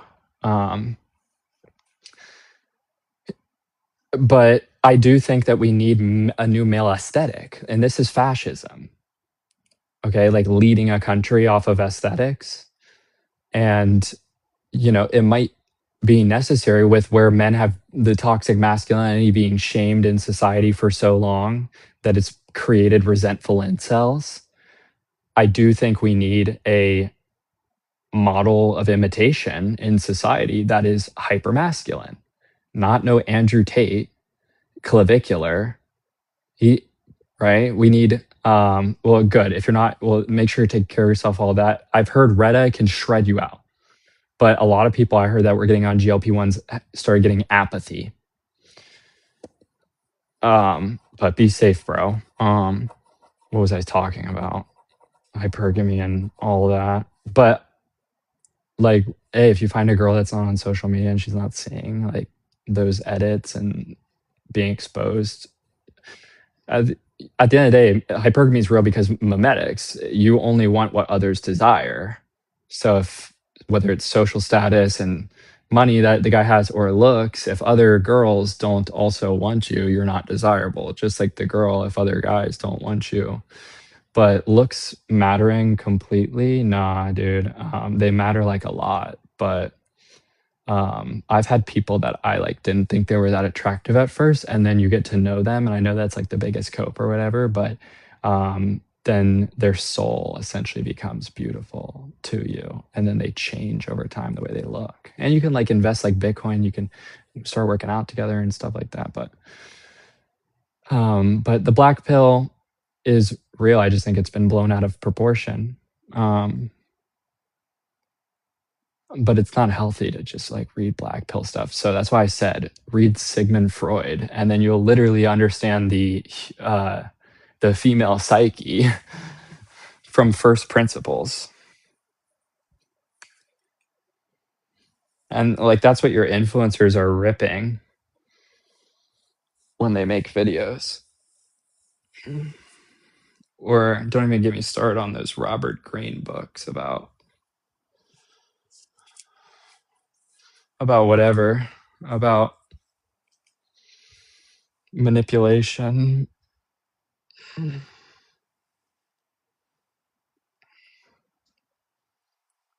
How would you get better at enterprise cold calling, booking meetings? I don't know. I'm not good at cold calling. I never have cold called.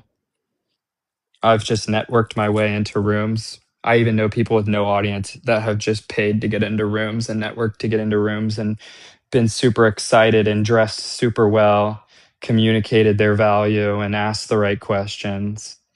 Um, but the answer that like a normal person, fuck, I just dropped this, would give you would be like Sales Navigator, LinkedIn Sales Navigator. That's what like the coaches would tell you that have done that before. They would say LinkedIn Sales Navigator. But I'm a big proponent of like excitation in person in rooms where everyone literally like is not self-serving. They're helping each other, like that mastermind I went on where they're like, all right, the goal here is just to learn all about each other and help each other and then recommend each other to our networks.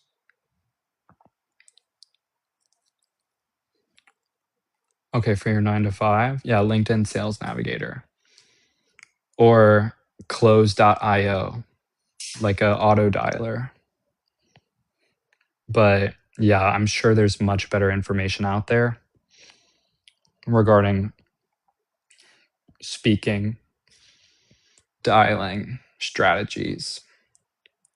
I'm just not that person. So I would hate to speak on something I'm no expert in.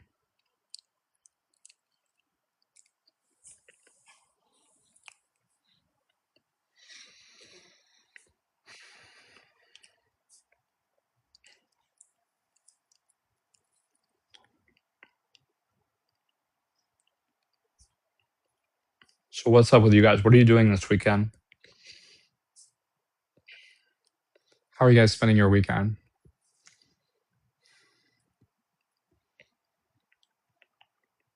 I think it might be a slow weekend for me of reading. I might try and hang out with my friend today. He's just a little shaky. Also, if anyone is here in Cincinnati and knows how to play tennis, I'm down. I just bought a new racket and gripped it up.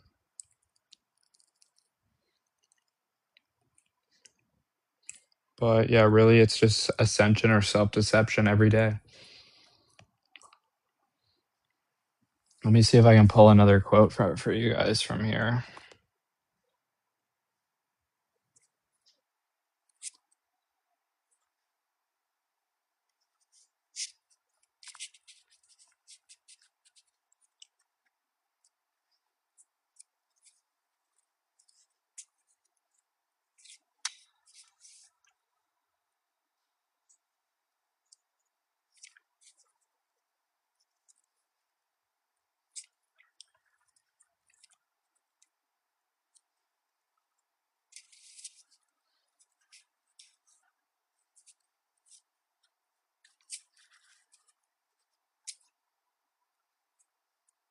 There's just so many. Like every single thing in this book. This is what what's his face says. Jordan Peterson. He's like, when you're reading Nietzsche, it's like every single page you're underlining things just because of how powerful it is. And I wish someone would have, I think someone did recommend me this book before, and I've never been someone to buy a book people recommend.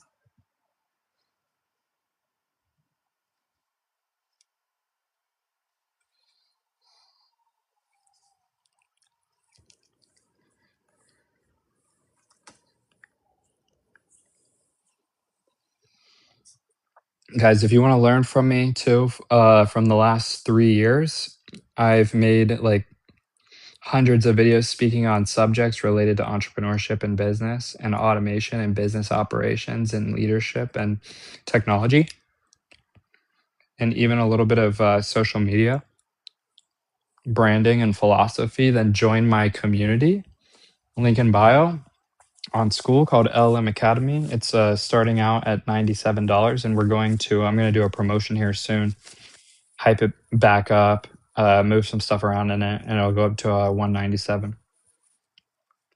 But there's my self promo.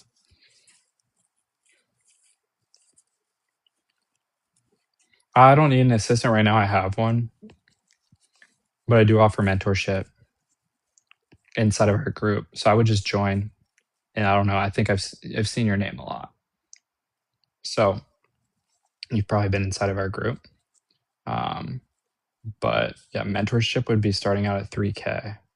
So if you can't afford 3K right now for like an 8-week, once a week engagement, if you can, DM me on IG. We'll make it happen. And we'll talk about your needs and what your goal is, and we'll build a roadmap. But if you can't afford that, then you'll be able to be mentored by me through the content in my community that's never been seen before publicly. So this content was me when I was ecstatic about certain topics at certain stages, and I exerted myself to learn, a bunch of different things. So I wouldn't be able to so passionately speak right now, let's say on private large language models, how to use them, quantization, how to install them on your computer, the value of them for organizations. Like right now, I couldn't probably excite myself to speak on that in a way that would be most valuable to you, because I've done that in the past and it's a part of curriculum. So that would be like, imagine that, but more like all these concepts you're asking me. I go through phases where I just get really excited about certain things and turn that into curriculum. Do you have a GitHub? No, I don't have a GitHub. I'm not an engineer. What up, Goat? What's good, James?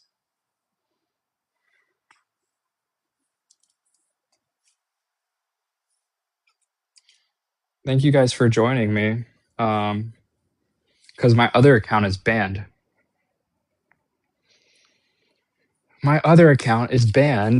And I was like, should I go live on IG? Nah, it feels homier on here on TikTok. Like people actually care about you. There's no like fucking resentful haters. Mm. What are you doing, James? What's on your mind?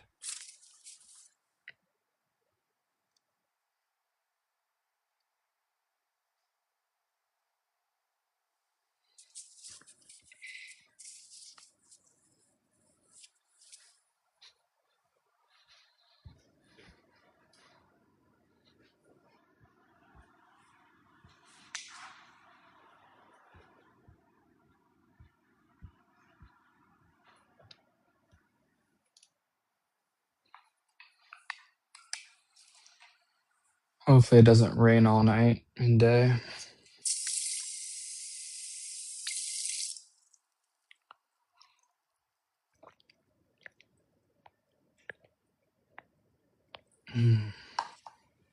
Tampa Cruz Day. What's up? Building bro, just been so locked in, went from straight service. Yes. That is a canon event for many. Once you build enough IP from doing done for you that you can take your SOPs and pivot it into a done with you with just calls, and that's a pivotal moment, dude. Hopefully that makes you just as much money with a tenth amount of the work. Just make sure that you're doing just make sure that what matters more is that you show up like communicatively for your clients, and that's like the trade-off that there will be. So like just checking in daily, maybe it's an automation, or making making sure that you're being in front of the clients, so even that they're just aware that you're there. And it's not that they just paid for this kind of course thing, and oh, I meet with them once a week, but really just them being aware that you're there. I don't know if you got a Slack channel with the stakeholders, excuse me, or something like that. Because yeah, you either just sell like a $10,000 done with you, and then you never talk to the client. You just have VAs talk to them, and then it's pretty much like a scam, and then they don't get the result of the transformation. Or you do really well with holding their hand, and that's going to be the bigger part, is the communication.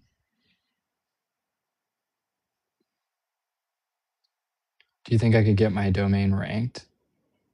That seems like a good domain. It sounds like a established company. Tampa Cruise Deals? I think so. I'm actually not a SEO expert. I just know that some of my stuff has been ranked because it's been gone to so many times, because I've put like my links on social media.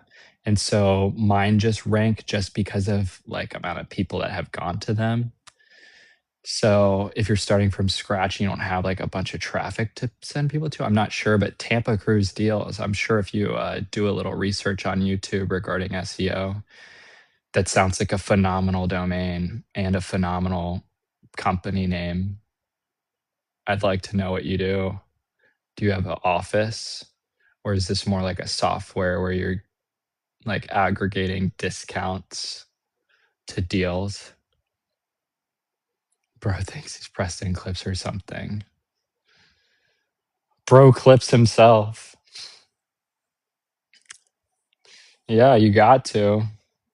That's like the weirdest thing too, is like rewatching yourself and clipping yourself and then having to write Preston explains X, Y, and Z.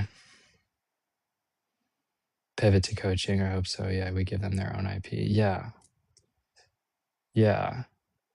Try and invest. Are you the one taking these calls? Try and invest in some like nicer microphone. Like this is where that status and that, oh, we paid the price, like will come in handy. If you have like a DSLR camera as your USB streaming device, you have a nice microphone, you have a nice background, you have nice, everything. So it just feels expensive rather than just showing up on a MacBook camera. Maybe if you are doing more coaching, you could pivot into just the aesthetics, the perception. Yeah. Because I mean, that's why for like the longest, I just put my desk in the kitchen, is because my windows were taller in my here. So it's like even that alone creates status delta perception. So yeah, if your clients are paying high prices for coaching, then you might as well reinvest into a high quality uh, camera, high quality microphone, and uh, a AI meeting recorder as well with all the transcription. So it's like, damn, this is professional. This hoodie, I got it at the mall. The brand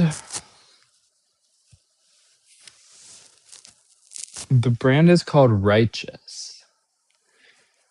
I got it in one of those stores where they sell like rare shoes, where they only have like one size of each one. It was next to like the Supreme and denim tiers, so I'm assuming it's a higher quality brand. But I really liked it. Yeah.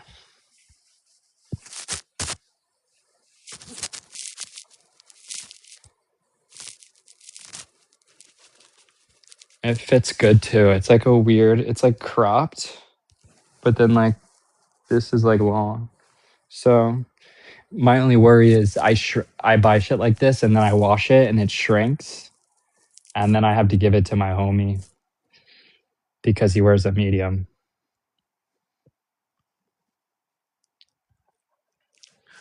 I go live on the alt because my main account is banned until 2030 because they think I'm underage. And I used to miss the days when I would go on and we would have like 80, 90 people in there. But I think I had my shirt off one time or something. And there you go. It got banned and I submitted a request for appeal. And it was right when TikTok just gave ownership to the US. And that thing has been stuck in appeal for like 12 months now. And I even emailed the representatives and they said, sorry, there's nothing we could do. I said, I sent my ID and I'm not 13. I'm not under 13. So that's why I do this. But it's also kind of wholesome, right? Because like only the real ones get to only 5 people in here get to speak. If I wanted to make more money, should I spend what I got on things to LARP? Dude.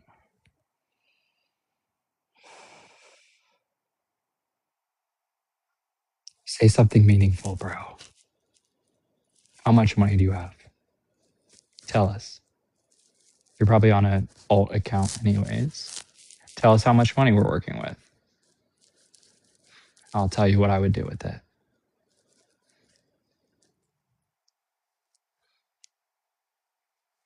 That's got to be like the fucking dumbest question I've heard, dude.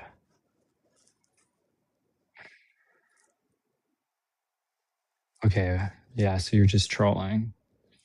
Okay, well, you probably have something better to do. I know you've been asking great questions, but at this point, dude, you probably want to get off the phone and do something.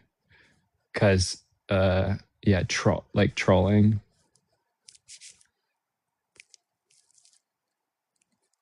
Trolling is just like so fucking stupid, dude.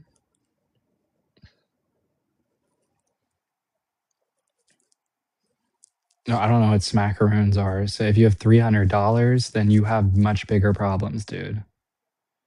If you only have $300, give me your age and how much money you have saved. I would tell you what I would do. Debating if I should invest in a DGX Spark for local LM or build a harness in the cloud.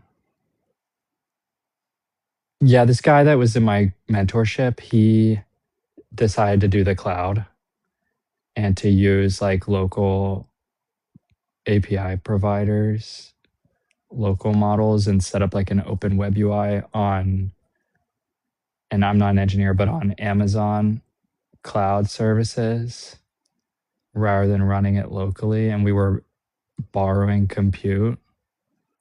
And it made us realize that after like spending a couple $100 that we weren't really using it. So I would say the local LLM thing, we're not there yet, maybe in a year. So for now, it would be a passion project thing. If you don't have them, if you've got like $5,000 to spend on one of those Macs or a new PC build, it would be more of a passion project or like getting in early for something that like the Hugging Face will drop better models in the future. But I think it's just something that you should just be aware of, like of knowing even how to set up a small language model on your computer. But to go full adoption of like DeepSeek V2, like huge parameter model and spend 5-10 grand on computers. I don't know. I don't, unless you're working with a whole organization with like multiple people that are trying to use it, maybe. But I would probably save your money.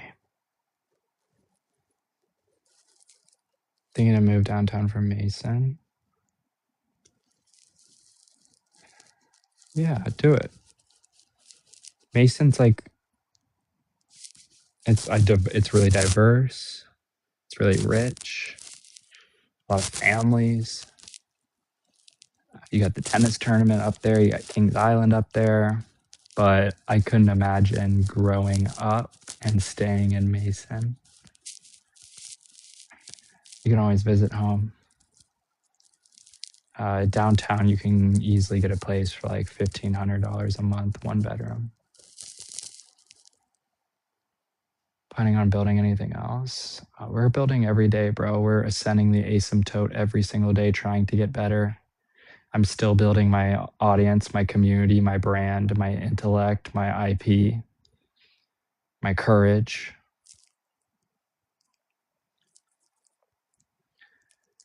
Can't stop building, dude. We're building every day. We're building the life that we want to live. We're building the future for ourselves.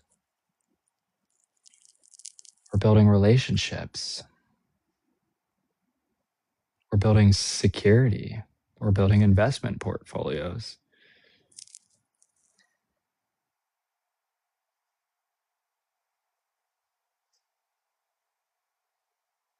Yeah. We tried to build like a model, like a financial model off of like usage, API cost compared to buying the computer and what parameter LLM was running. And but then you have to have like what's the prompt size because depending on the size of the prompt and the system prompt, it uses more computing. So there might be a calculator online or something for that. I'm in Cincinnati, Ohio. Is there any future tech you're looking forward to?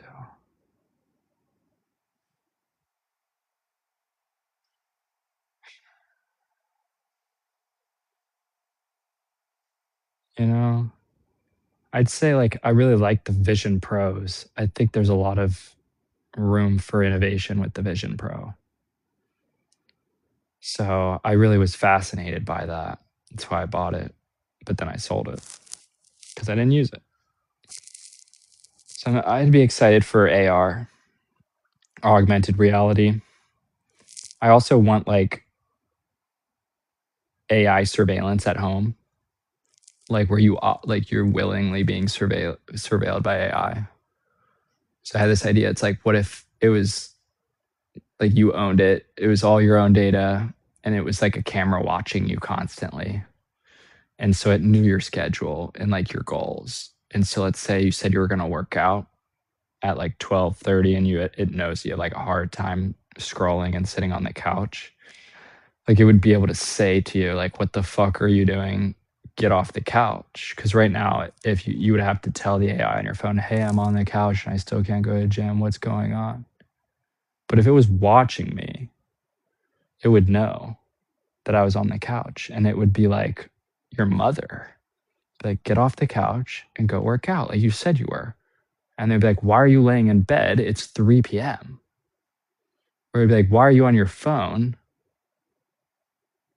Yeah, like some surveillance, like full AI surveillance. Like, I want to be surveilled. I know that sounds crazy, but as long as like Meta doesn't own it or whatever, I would willingly like be surveilled.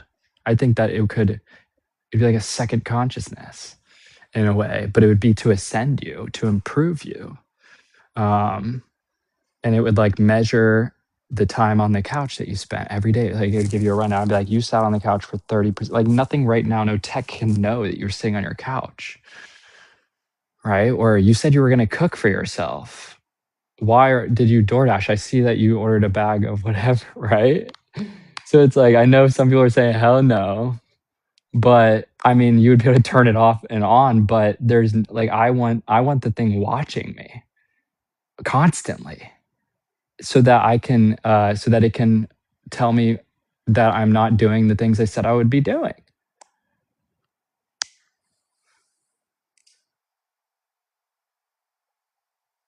What's oh damn. No, I'm not gonna move to SF.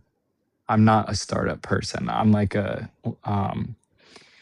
just a I just have like I'm like a consultant, having my own business and content creator. White noise or brown noise? White. What do you do for work? Ops consulting and social media. You could build that yourself, but that would be hard. And I don't know. Maybe someone wants to build it. Maybe I'll make a TikTok about that. I bet people would be like, dude, you're fucking crazy for wanting that. And maybe someone would hit me up and be like, yo, that's a great idea. I feel like that too. I want one too.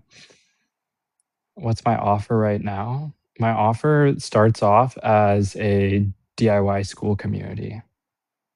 And then from there, that's where like 3, 4 years of my systems processes and content, process maps, scripts, templates, automations, uh, Josh, who leads the calls in the group, that's the starting offer. Then it ascends to a higher level of the program with more benefits, plus myself involved in the loop, rather than Josh, who's just as intelligent as me.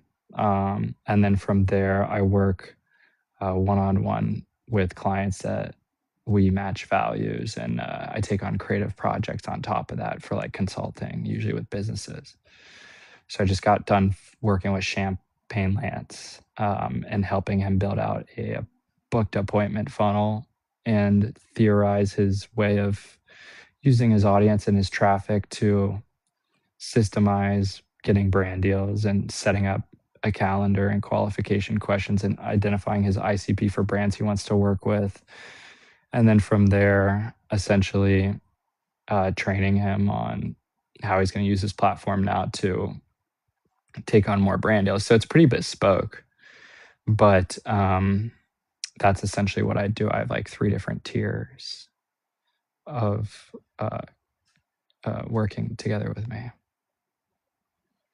I still think virtual reality will be huge, and Facebook was too early.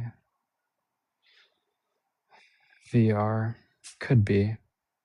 I like AR though.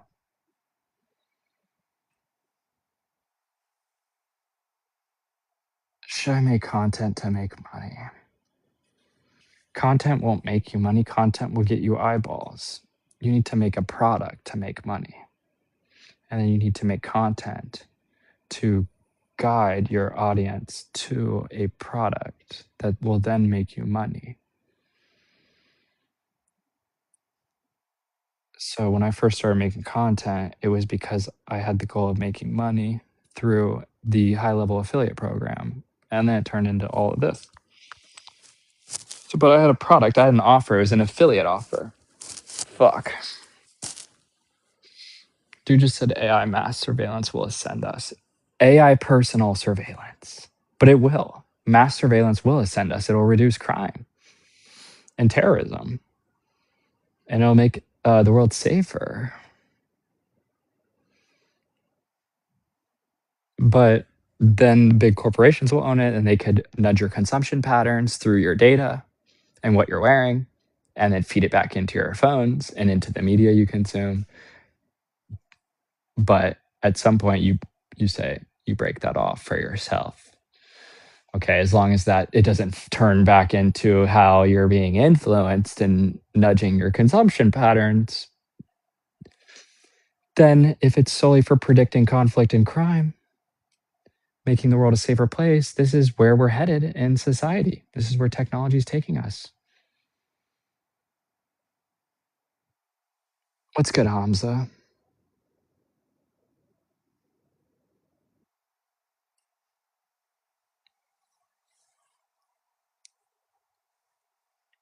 James, to start, it would be 3K. We would just start with a 3K, 8-week process. And I'd take calls with you once a week. I'd be able to look at your ops, your backend tools, if you have any existing automation set up, how you're using your Slack channels, how you're onboarding your clients, what does your intake forms look like, and where is this intake going?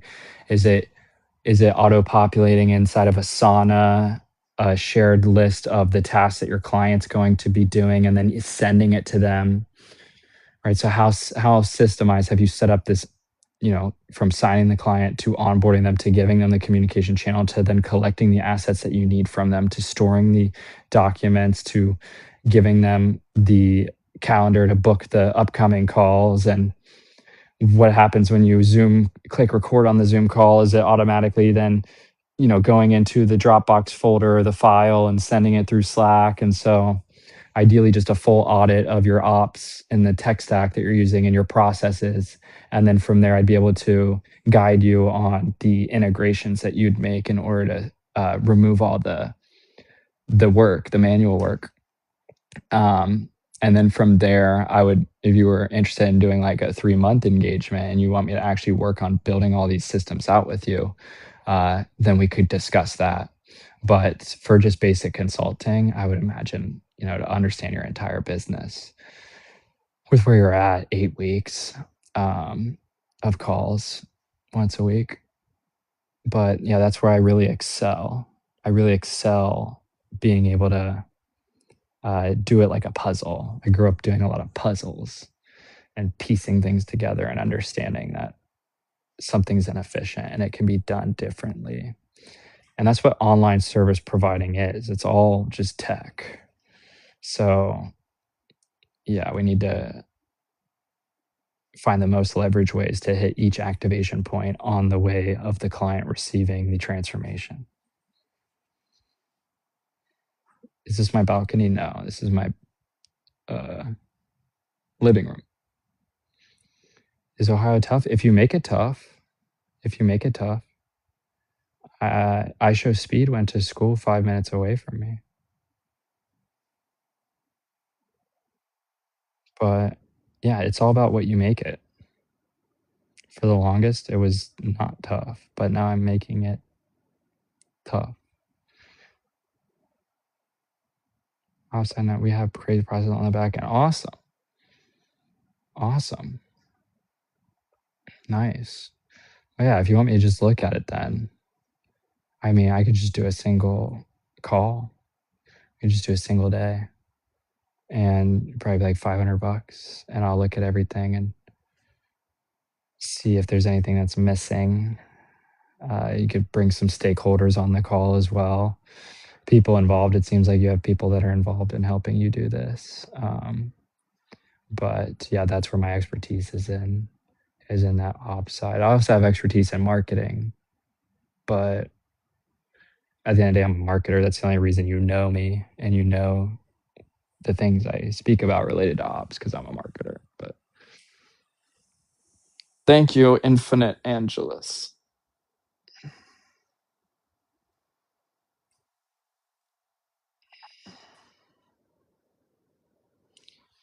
Guys, if you want to watch, I don't think anyone wants to watch hundreds of hours of stuff anyways, but if you want access to my systems and processes and to be a part of a community with other people that are all crushing it, that are using automation and AI and leadership systems to grow their business, you want to be a part of a community, guys, join up. Or if you just want to support, if you think I've given you a ton of value with my content over the past, feel free to join our community on School. It's in the link in bio.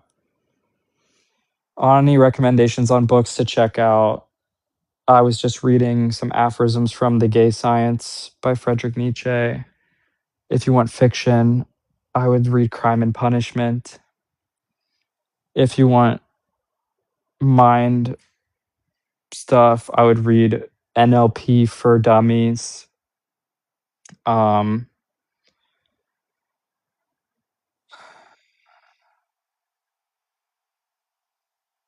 Yeah, I'd say those are good. Autopilot, I haven't used it. Would you like to share your opinion on it? Autopilot for investing? No, I don't use it. Okay, James.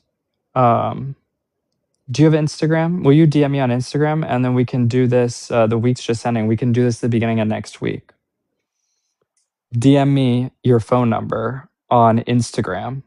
I'm at Preston Rhodes, and then we'll set up the call for next week, and then you can invite your stakeholders onto the call, and then you can walk me through your system, and then you can beforehand, you can let me know the things that you want clarity on. I just actually finished up my project yesterday with Lance, so I'd love to take on new exciting projects. 500 will you get school access? The school is 97 a month, so no. Um, no. But I mean, if we click enough, I don't. Oh my gosh. Live restricted, it says body exposure and sexualized behaviors. I just got almost banned again. What did I say?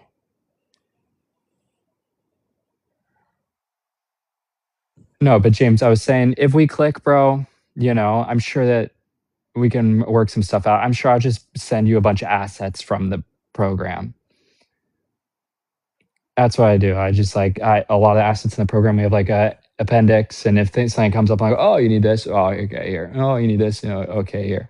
But if you want to be a part of a community, I have fixed costs. Like the mentor that was my first case study that teaches the calls in the group. I have like monthly costs that are associated with running and maintaining the group. So, um, yeah, it would need to be assumed for. But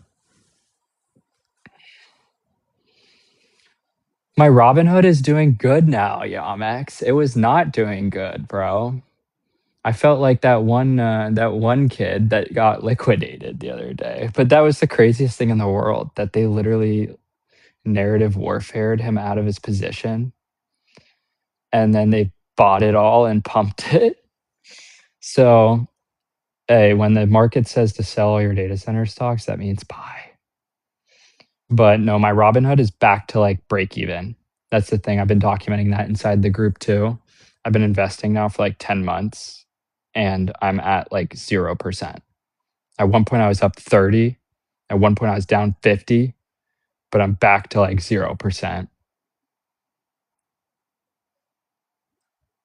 which is fine because I'm like, damn, I probably would have blew that money on some trips, right? If it was in my checking account, all that bread, I would have been like spending it and shit. But I will tell you, I don't look. Like my friend, because I have him, he has like a couple $100 in CoreWeave or whatever. He'll tell you, oh, CoreWeave's up 20% today. I'm like, cool, dude, chill out. This is long term. I haven't opened my Robinhood in like 3 months because if I'm not going to open it as it's dropping, then I'm not going to open it as it's going up. And plus, if I'm going to sell, it has to be after a year to avoid the short-term capital gains tax. So it's like I'm in it for the long run. I don't need my emotions being spiked and my day being decided off of my Robinhood notifications because I don't want my whole thinking, feeling, and willing going into three fucking emerging tech companies that are on the verge of collapse or hyperbolic growth. Yeah, TikTok's AI is ridiculous. When did I say, well, we were talking about hypergamy and all of a sudden in 15 minutes, it gives me like 3 warning and says that this is no longer eligible for recommendation, but I don't care to restart it. Casual, easy. They use TikTok to push the bear narrative too. They did. They did. But yeah, they used Twitter. Twitter was mainly where I saw it. It didn't really populate onto TikTok until a couple, like once it started recovering. So it was really Twitter and like Michael Burry and the finance guys on Twitter FUD, fudding you out of your position. I will never be fudded out of my positions.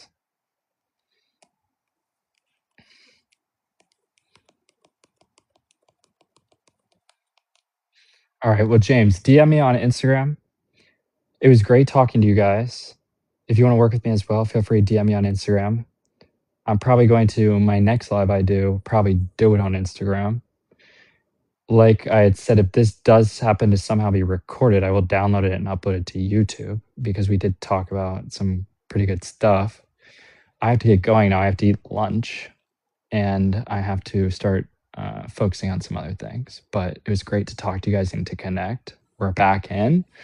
We're back ascending. It's either ascension or self-deception. We're ascending the asymptote. We're reducing the entropy. We're turning chaos and disorder into order.